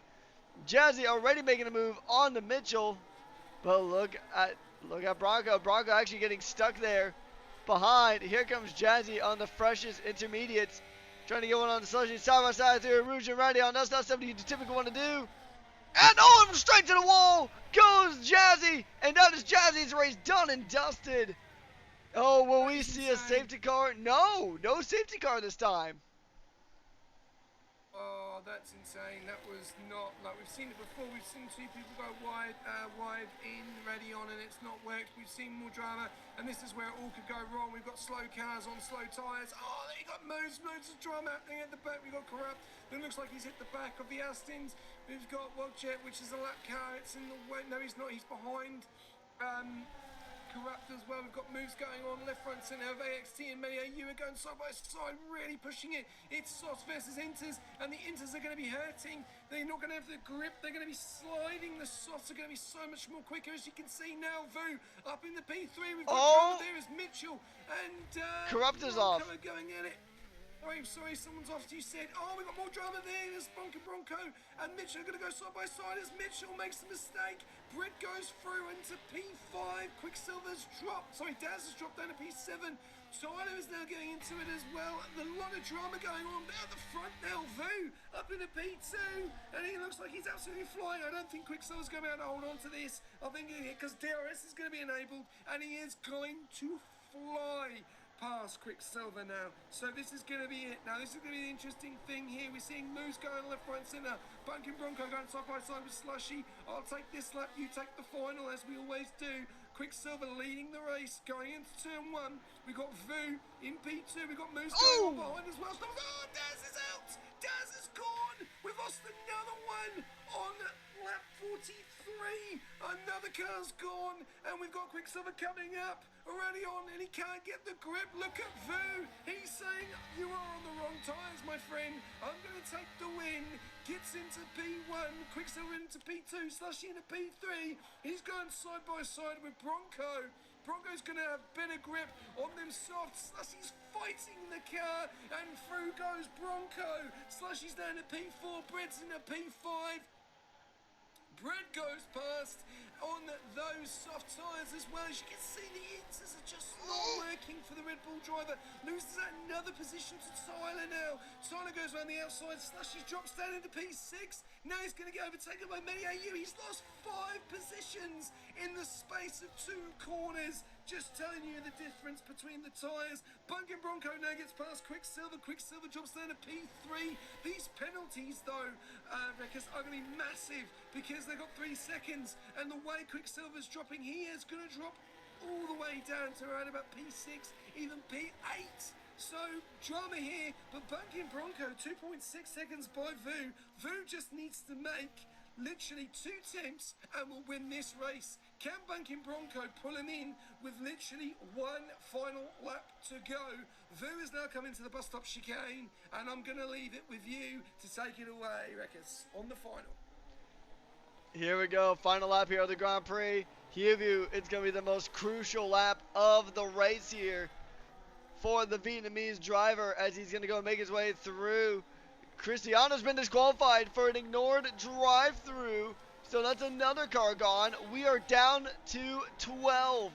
12 vehicles are left here in the Belgian Grand Prix, and it is all up to this. Can Huview hold on to that 3-second gap? He's right there on the precipice, but can Bronco make up? Bronco's got no battery. Neither one has battery at this stage. So this is really just going to be a run of who can hold on better. Matty AU, who we were questioning the strategy as Tyler Mendavy and Quicksilver get into a bit of a scrap there. I think Tyler was forced off just a little bit. Bronco faster in Sector 1. Can he make it through Sector 2 though? That's going to be the question. He is currently within touching distance of a win here. And this is going to be a good one. It is going to be Bronco and Huview. Bronco on one lap older tires. And they are dancing on a knife edge here. Trying to everything they got here. Oh, but look at this. Huview is just burning more battery than Bronco. Bronco's got a ton of battery left. They're going to come down to the line. Making their way through this massive high-speed sector. Hennessy, well, he got DSQ'd a bit earlier on. But is it going to be Bronco? Is it going to be Huview? It's going to come down to the bus stop chicane. Here comes Huview. He'll be the first one across the line. But is it enough? No, it's not. Bucky Bronco wins the Belgian Grand Prix by just over a tenth and a half. The Sauber has done it. Very good result there. Breadman making it all the way up into P3 to round out the podium. Fantastic points there for Alpine. And Huview was just on the knife's edge of getting that win. Kudos though to the Sauber and the V-Carb. Mighty drives from the both of them. Yeah, absolutely fantastic drive there in the end, and closed it right at the last minute. So we'll have to wait and see what happens. And yeah, this is going to be an interesting one for the stewards. I think there was a lot of drama that happened there. The Williams going off into the barrier as well on the final stages. Yeah, just a lot of drama, and it's been like that all season for Division 3. It just goes from, I don't know what happens, it just goes mad. Great entertainment purposes, but for driving, I reckon these guys get a little bit aggy and frustrated. It's nuts. But we've got some interviews. We'll take them away. We'll look at that. It's basically a plain sailing for Kick. Race winner, fastest lap, driver of the day, Maniayu. Most overtakes and Bunkin Bronco gets cleanest driver. Does take the win and gets the fastest lap. Vu P2, then Brett P3, then Maniayu, Tyler, Mitchell, Calco, Quicksilver, Slushy, Fish Lips, Corrupt, AXT. And that is it, because Daz, Juzzy, Brian, Nishka, and Wogjit and Hennessy, unfortunately, all DNF'd in this race. We've got driver of the day. And yeah, going to be very interesting to see what these guys have got to say. I'm sure we're going to have a very interesting conversation with many of you on those tyres as well. So we're going to wait for the other guys to just jump in as well. So Bronco is over the moon. We're going to probably get a little bit of emotion when he comes into the comms box, as that is his first win in Russian Division 3, I think, this season. So congratulations to him. Great result as well for Vu and Bread, and definitely for Bread needed that, especially with his championship fight on the line with the two Mercedes. But unfortunately, their night tonight did not go to plan. We're just waiting for one more guy to jump into the comms box. But while we wait on that, Wreckers, as always, give me your summary of what you thought of that race. Yeah, it was it was a race that already had a lot of drama, even just before we even got onto the racetrack. And these 100% races, especially this week in particular, have always brought crazy action. It's why we love Spa. It's a track where pretty much anything can and probably will happen. I think that the rain really kind of mixed things up, and then the late safety car really just shook this whole race up at its core. Yeah, it has, and we are going to jump on board with some interviews now, which I'll let you take away the first one. But yeah, what you're saying is that's definitely changed things, and obviously with Monaco up next, that could be a real big one, especially for Bread and the Alpine team, and also Mercedes. They are definitely going to want to try and qualify P1 and P2 in that race, and then obviously you've got Zandvoort and then Silverstone to finish off with. So three big tracks coming up, and Monaco could be the one that ends someone's championship or makes or basically gets them the win. We'll have to wait and see. But on that note, I'll let you take it away with Media U for driver of the day. So, Maddie, we were questioning a lot of things about your strategy. You stayed on those hard tires when everybody ended up just switching to the intermediates, but in the end, it paid off. How do you feel about that race tonight? Yeah, it was a pisser, wasn't it? Yeah, I don't really have. I was pretty much dead in the water, so I thought I'd just keep the hards on.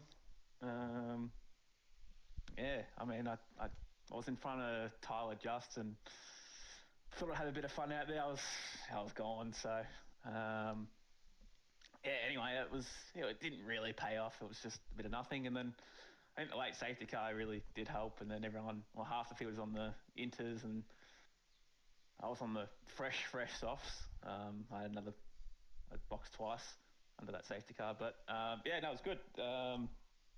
Yeah, just weaving through the Inters tires, Inters runners, and yeah, found myself in P4. Yeah, it was actually really fun to see. That's just the perfect split, almost a near perfect split between the inters and the soft tires at the last couple of laps. Next week it is Monaco, so we go from a wide track to the probably the narrowest track on the calendar. How confident are you heading into Monaco next week?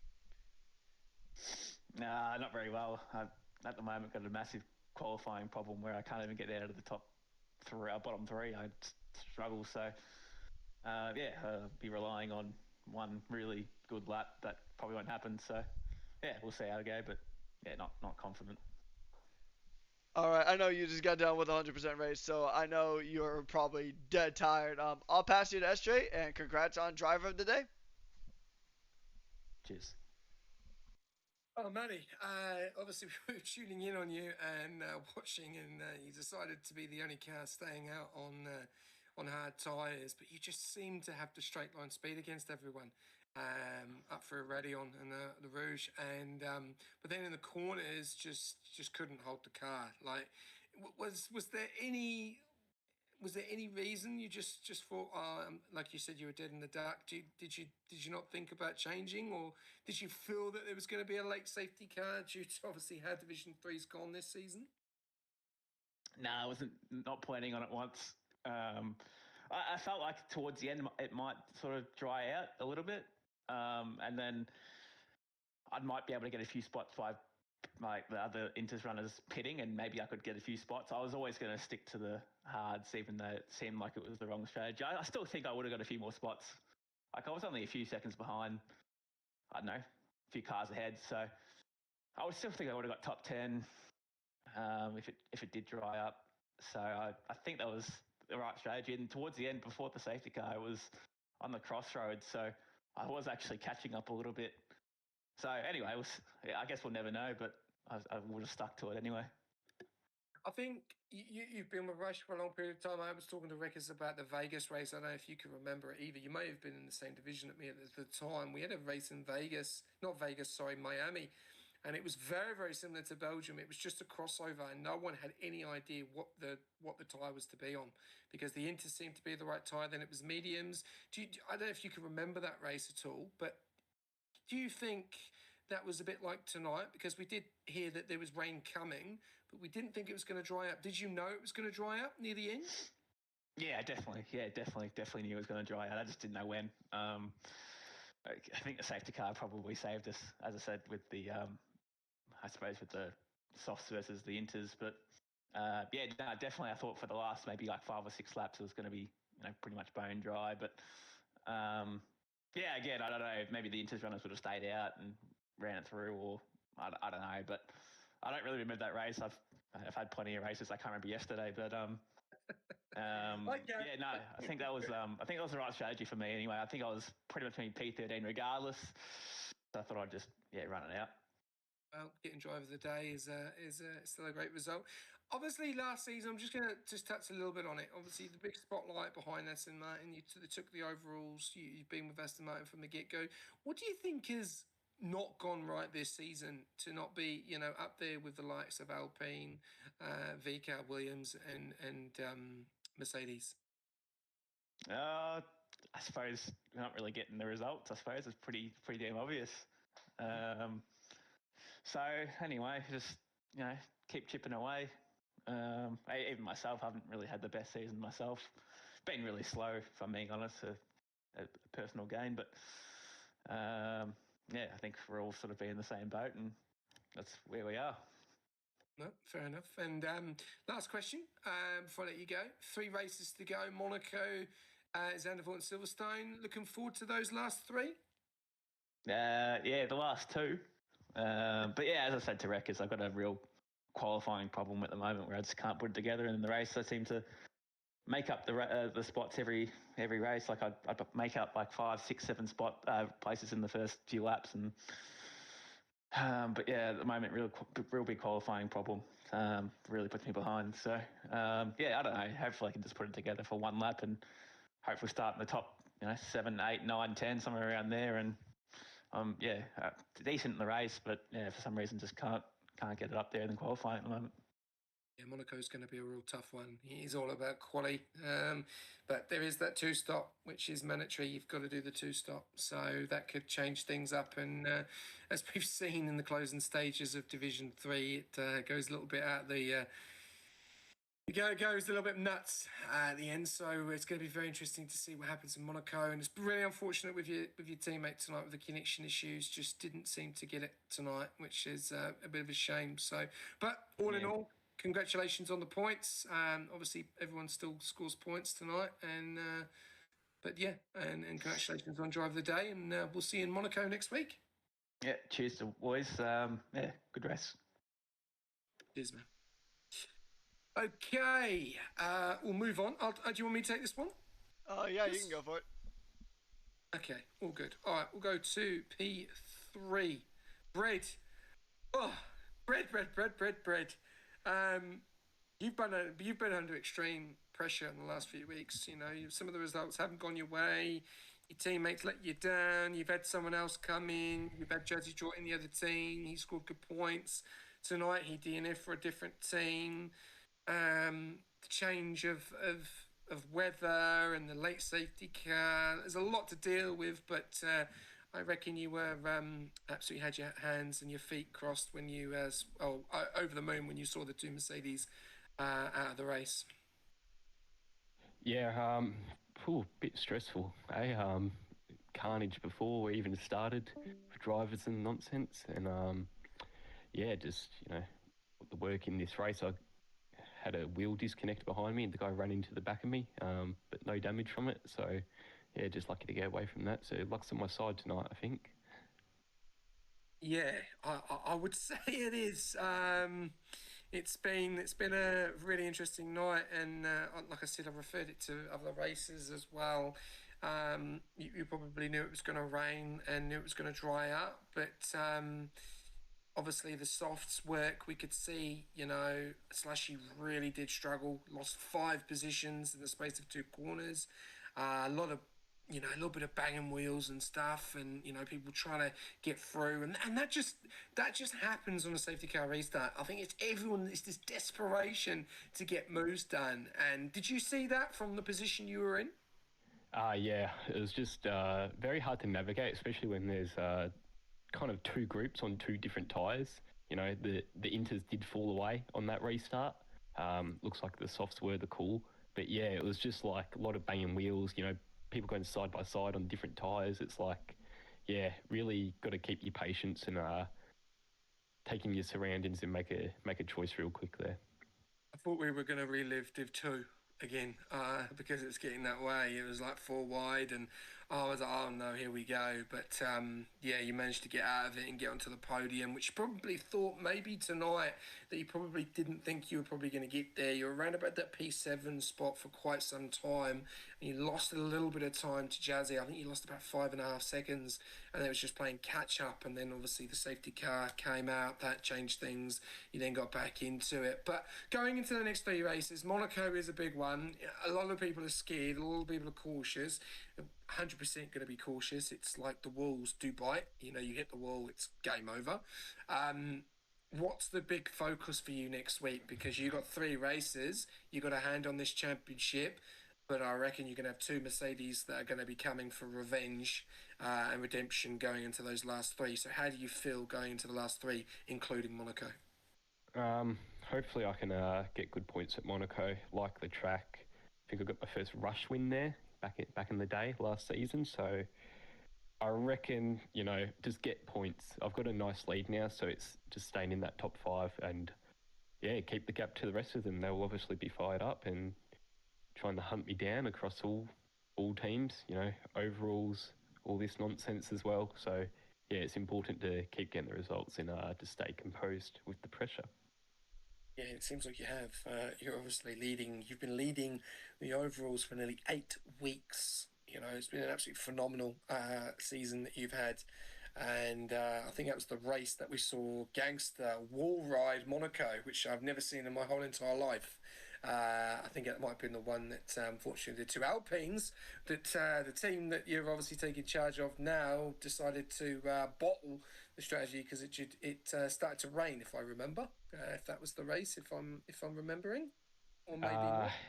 Yes. Yes, it is. Yes, Yes, that's the yes, one it that we is. saw Gangster Wall Ride the Wall. Yes. Yep. If you ever want to see that, it's on the clips.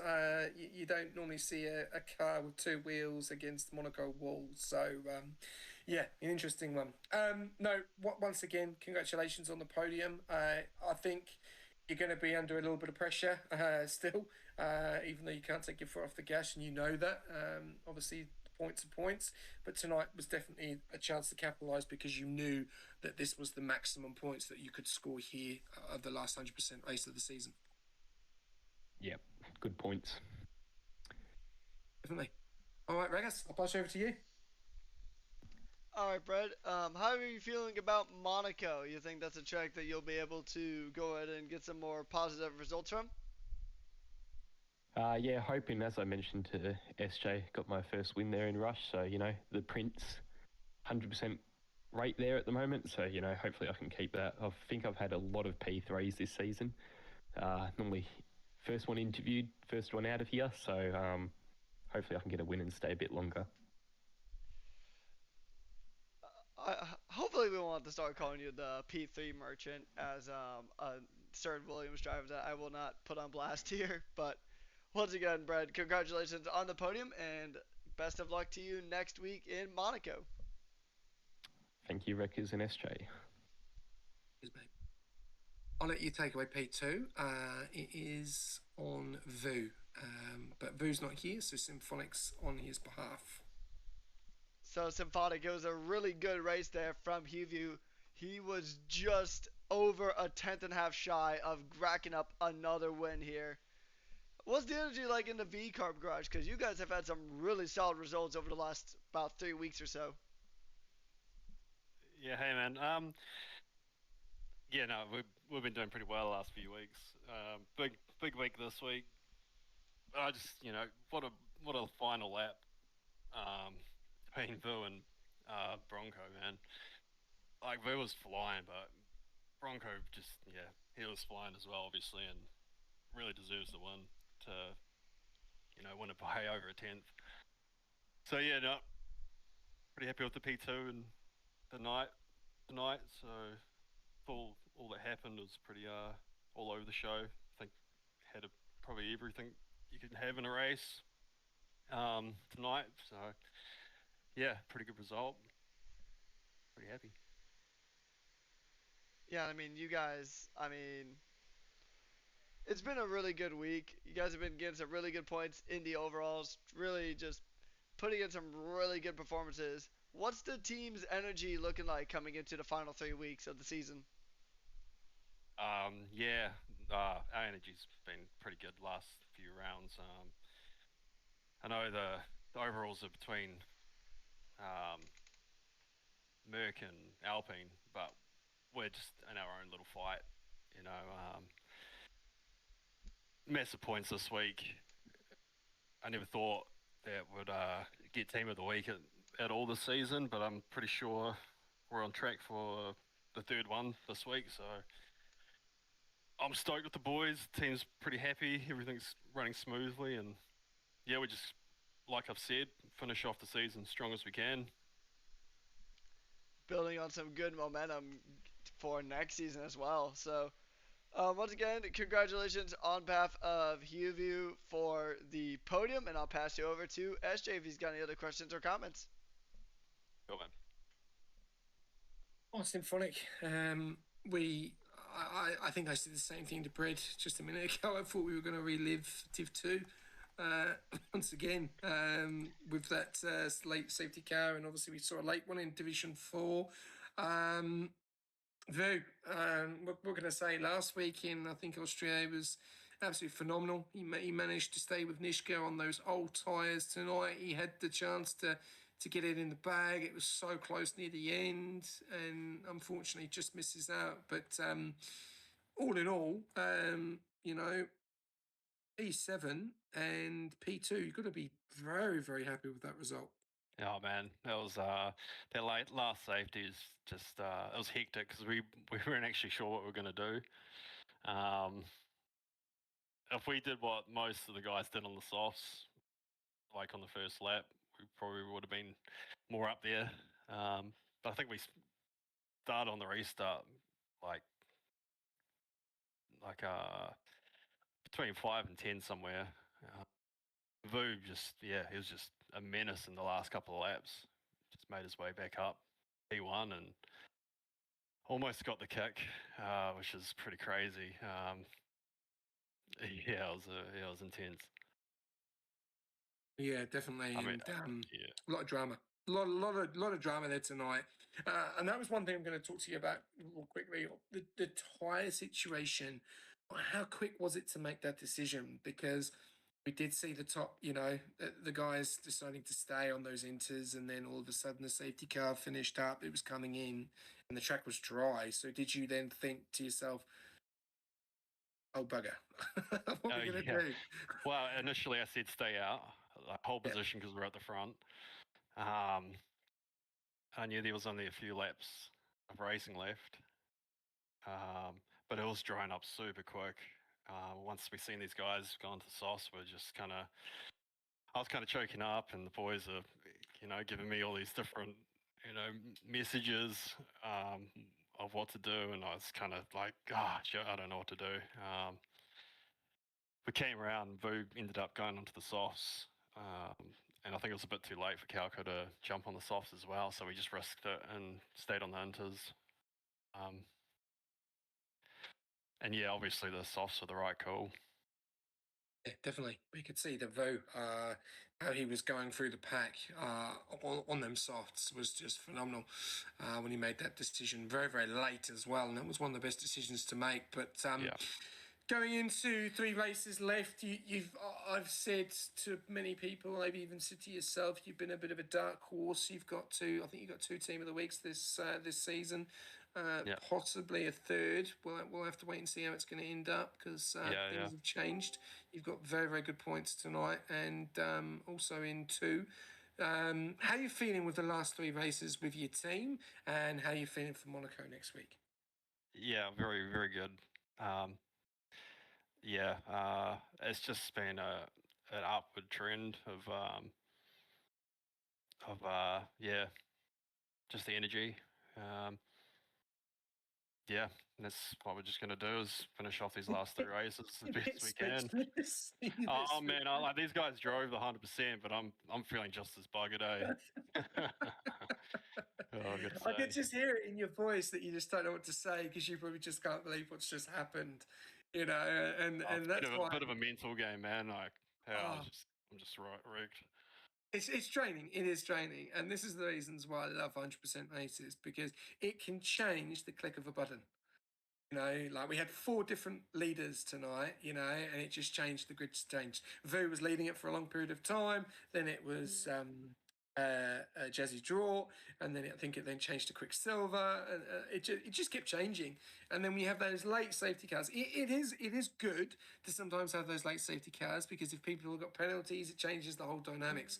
But then it just turns into just like, as I was saying to Brett earlier on, it just turns into desperation. And then for some reason, racecraft just goes out the window.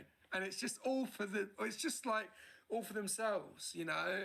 And end of the day, if you get involved in those incidents, in those situations, yeah, you may finish across the line and win the race, great. But you may be in 3 reports, which you can end up losing the race, you know. So you always have to be on the ball every time. So, but yeah, Monaco up next. Zandvoort, Silverstone. How you feeling with those last 3? Monaco, I'm looking forward to. It's going to be an interesting week.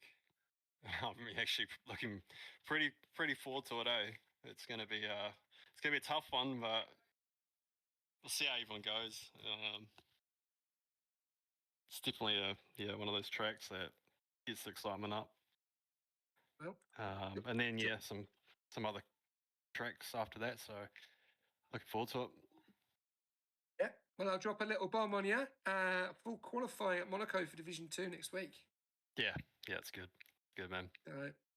Yeah, So and you'll be able to drive through the cars because they'll be off for griefing. So, it'll be a bit of a long night, but it'll be interesting. But keep an eye out for the announcement from Monaco because there's a few things that will be changing to Monaco. So keep an eye out on that. But once again, mate, congratulations. Well done to both of your drivers as well. Vu's been on great form the last few weeks as well. And VCAP really, really racking those points up, and especially the points tonight, capitalising on 100% with maximum points. So well done, and all the best for next week. Absolutely, man. Cheers. No worries. Congrats on the podium winners. I guess over to you for the final interview. All right, the driver who won by just under 0.2 of a second, it is the Bronco himself. Now, Bronco, you're pretty much consistently punching in that top 5, but then that safety car at the end really brought everybody right back into it. How do you feel about getting a win here in the final 100% race of the season? Yeah, pretty good. Just want to throw a shout out to my engineer, Sick Party. He's clearly the best engineer because I wasn't the fastest on track today, but every decision we made was the right one. And I think that's why I got the win in the end. Yeah, I mean, it's a lot of it is just being in the right place at the right time. So, how do you feel about Monaco next week, and then Zandvoort and Silverstone the weeks after? Monaco, not a fan, but I actually enjoy driving it. But I think it's just going to be chaotic. But see how it goes. Zandvoort's one of my favourite tracks. And I think Silverstone, I may miss it. I'll be at the State of Origin. Sorry.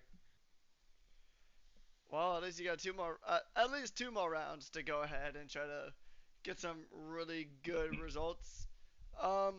Anyone else you'd like to give a special thanks or shout out to before I pass you over to SJ? Just that Jazzy, I thought I was pretty content just to sit in second and go to the end in the wet weather there, and then the safety car obviously came, and then Huey View, I don't know, he's got some sort of speed on that straight. But I knew I had I think I had high wings, and I was a bit quicker through the second sector, so I just punched it. I think I ended up with the fastest lap at the end, so those 2 drivers were pretty quick all race. All right, well, congratulations on the race win, and I will pass you over to SJ if he's got any other questions or comments. Thanks, mate. Bronco, I want to just say a massive congrats, mate. You are the 10th different winner this season in Division 3. There's a hell of a lot of drivers. I just saw your message in the Discord as well. I could probably feel the emotions. Your first win of the season as well, and well deserved as well. You did a fantastic race tonight. You had pace. You were there with the top four for most of the race. It did switch up a little bit. Give us a little bit of a heads up on the conditions tonight, because I've talked about past experiences on other tracks where it's a 50-50 crossover. You've just got no idea what to do. And we're looking on the stream and we're thinking, well, hang on a minute, everyone's going on soft and it's bloody raining. Are you mad? But it worked. Everyone came in on the safety car restart. The safety car was coming in. It dried. People were on the inters. We saw some of the guys really starting to struggle. Vu just made his way through the pack very, very easy. You got away from a little bit of the carnage, a little bit of wheel banging. Just give us a little bit of a heads up on the conditions tonight. What made you get that win in the final end? Yeah, well, when the rain came, we were pretty happy to keep staying out. And then when Jazzy went in, we were like, we'll do one more. I think Huey made the wrong call. He pitted 2 laps before us. So that was probably his first stuff up. But that was the right call. And then after the safety car, that was all the team principal. He said it's drying. And I wasn't 100% confident, but I think if whoever was leading at the time, I think it was Jazzy. No, who was leading? Whoever was leading, if he went in, I was going to go in, and I did. And then I knew everyone had 3-second penalties, so I was sort of like, oh my, this is mine. Unbelievable. And then Huey V just came from nowhere, and I was like, no way, go away. That last lap, it's probably the best lap under pressure I've done, because he was ahead by 3 seconds at one point, and I just put it together. Yeah, wow, phenomenal. I'm just going to ask you a few more little questions as well, because I'll give a bit of screen time, because it's first win of the season. But like your teammate as well this season has, Tyler was probably a bit of a question mark how he would go in Division 3, but you two seem to have a really good partnership. Like, how do you feel that partnership's gone this season in Division 3? Yeah, really good. He's been really consistent all year, and his downfall is probably his qualifying, but I think tonight he was 13th and ended up 5th, so and he's done that more than 1 week.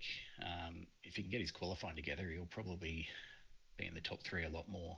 I missed 3 races through the middle there, which was a bit disappointing, but yeah, I think we're going pretty well. They always pick on me for being old, but hey, it's my first win ever in a rush, so happy days. And how does that feel? Like, give us a little bit of your point of view, because we look at the Division 3, and obviously Division 2 is probably the most competitive across the board. And that's no disregarding any of the divisions. I think they're all great. I think Division 1, there's probably only 3 drivers that are really up there, and then the rest is just like pot luck. But Division 3 has been very competitive. You've had the likes of Nishka. Obviously, like we said, there's 10 different winners. Some of those races have been a bit, how you going? Then we'll say that. We won't say too much, but we'll say how you going. And some of them have just been absolutely fantastic. So how do you feel that you've won a race in this division? And it's 15 rounds in. Oh, I'm pretty stoked. Like I said during the race, it probably wasn't until the second last lap when I started clearing some of the inters when I actually thought, oh, this is my chance. Because as I said, I was pretty happy just to sit behind Jazzy and go through second and take a podium. So yeah, I was pretty happy. Let out a few UHARs at the end. Mm-hmm. But yeah, I find this division, there's probably 10 people that could win any race. There's obviously probably 4 or 5 people that are quicker, but depending on strategy, and I think it was Nishka and whoever last week stayed out after a 1 stop and somehow won. So strategy definitely comes into it. Yeah, definitely. And what advice would you give, like, any driver, going into sim racing and, wanting to be competitive and wanting to win? And like you said, you've just won your first race. What advice would you give them to try and get that win? Oh, just keep at it. Obviously, you might find yourself in a division that's either a bit like too good for you. So, that's where you got to sort of try and learn. And then if you drop down to a lower division, you'll obviously be a lot higher. But I always knew I've got the pace to win. It's just a little bit of luck. And tonight, I think that went my way. Yeah. And that's what sometimes happens. You get those 3 seconds and you've got no penalties, and there you go. Job done. Yeah. And that's it sometimes, you can't be the quickest guy on track. You need to be the cleanest, and, you keep out of, because Belgium obviously is a few places where people have got penalties, and you get them early. That's not what you want, because then when things like this do happen in a late safety car, those guys, they fall way down the order. We saw tonight, Quicksilver, he had a fantastic race, but dropped all the way down from P3 down to P8, just because of a penalty. So, and Slushy in the same boat as well, down to P9. So, and they were right up to the top there. So, yep, that just says it all, doesn't it, really? Penalties can change the dynamics of a race very, very quickly. So, yeah. Well, I think I got a few points. I got the win, cleanest driver, and fastest lap. So I don't know how many that gives me, but it should take me up a bit higher in the standings anyway. 32. Oh, very handy. There you go. Maximum points, mate. Big congratulations to you, mate. And also I want to say, because we're only going to have 2 more races with you, good luck in those last 2 races, and thank you ever so much this season for hosting. Really do appreciate it, as we do know, and probably these guys do not know, if we don't have a host, we have no race. So thank you very much for doing that for Division 3. Much appreciated. No worries. Thanks to everyone behind the scenes too. Wouldn't work without them. Cheers, mate. Appreciate it. And once again, congratulations. Thanks, guys. See ya. No worries. All right, Wreckers, that is it, done and dusted. No more 100% races left of this season. Before we do wrap it up, which we have gone a little bit into it tonight, what's your thoughts been over the 100% races that we've had on the calendar? And I'm just going to give you a little bit of a recap so you haven't lost your brain cells. We've had 100% Melbourne, 100% Hungary, and 100% Spa. What's your thoughts been? Would you say they've been 10 out of 10, 5 out of 10? Think they've been good choices, or how do you feel? The only one that I would say, Australia and Spa were really good. Hungary is a bit of a tricky track for the 100%ers. It's unlike Australia and Spa, they are tough tracks to overtake on. It does provide a different challenge, but I think the general consensus that Hungary was a bit of a tricky choice for a 100%er. But overall, the other two being, this one in particular, this was by far the best 100% week of the season. We've had good races and good drama in every single round that we've had here this week. So over the course of the 100%, if I were to rank them from best to worst, I would say Spa, Australia, then Hungary. Yeah, I wouldn't say Australia. It was in the wet. That was very, very difficult from start to finish. I think I got a bit of an incident. But Spa's been fantastic. And Spa was actually one of, I think not last season, the season before that, was actually our round 1. So it was a really, really good entry coming into it. And on that note, just a few things I'm going to go over before I let Wreckers close the show out. Just a big shout out to every single driver across all 5 divisions and reserves. Everyone that's got involved in the 100% races, thank you very much. They are long. They can be tiring. Concentration can dip very, very quickly because you are sitting in a rig for about an hour and a half compared to probably 45 minutes. So, it's a little bit longer. I want to say a massive thanks to everyone getting involved in them. You're going to have a big surprise next season. So you're going to have to watch out for that.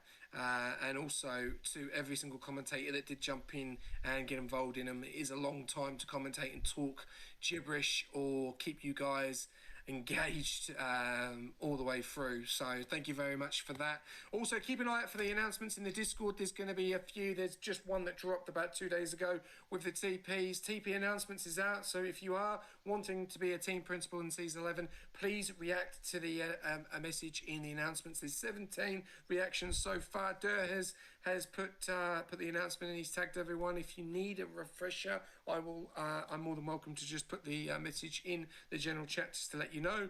He is interviewing at the moment, so guys are being interviewed, and decisions will be made when all interviews have been concluded.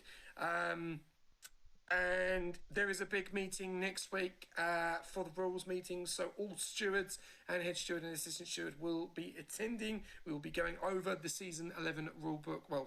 We'll be going over the new rulebook for Season 11 as well, so do not forget that. A few things coming up. Then we have awards night, remember, on the 5th of June.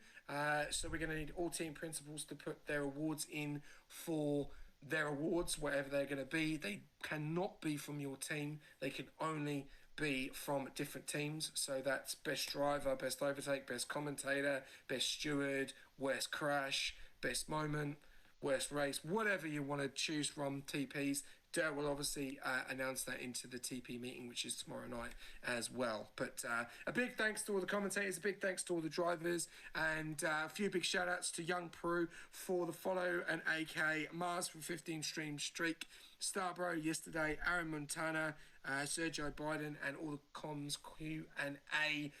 And I will close it out for Rekus to close it out. Over to you, Rekus. All right, so that's going to wrap things up here in Div 5. Our spa trip is done, dusted, and settled. It's been a fun and very hectic week here for the last 100% week of the season. But we got 3 more rounds left to go. The track I've been looking forward to ever since it's been announced. The night race at Monaco this coming week. It's going to be a blast. Looking forward to it. And then we got 2 other banger tracks coming up just after that with Zandvoort and Silverstone.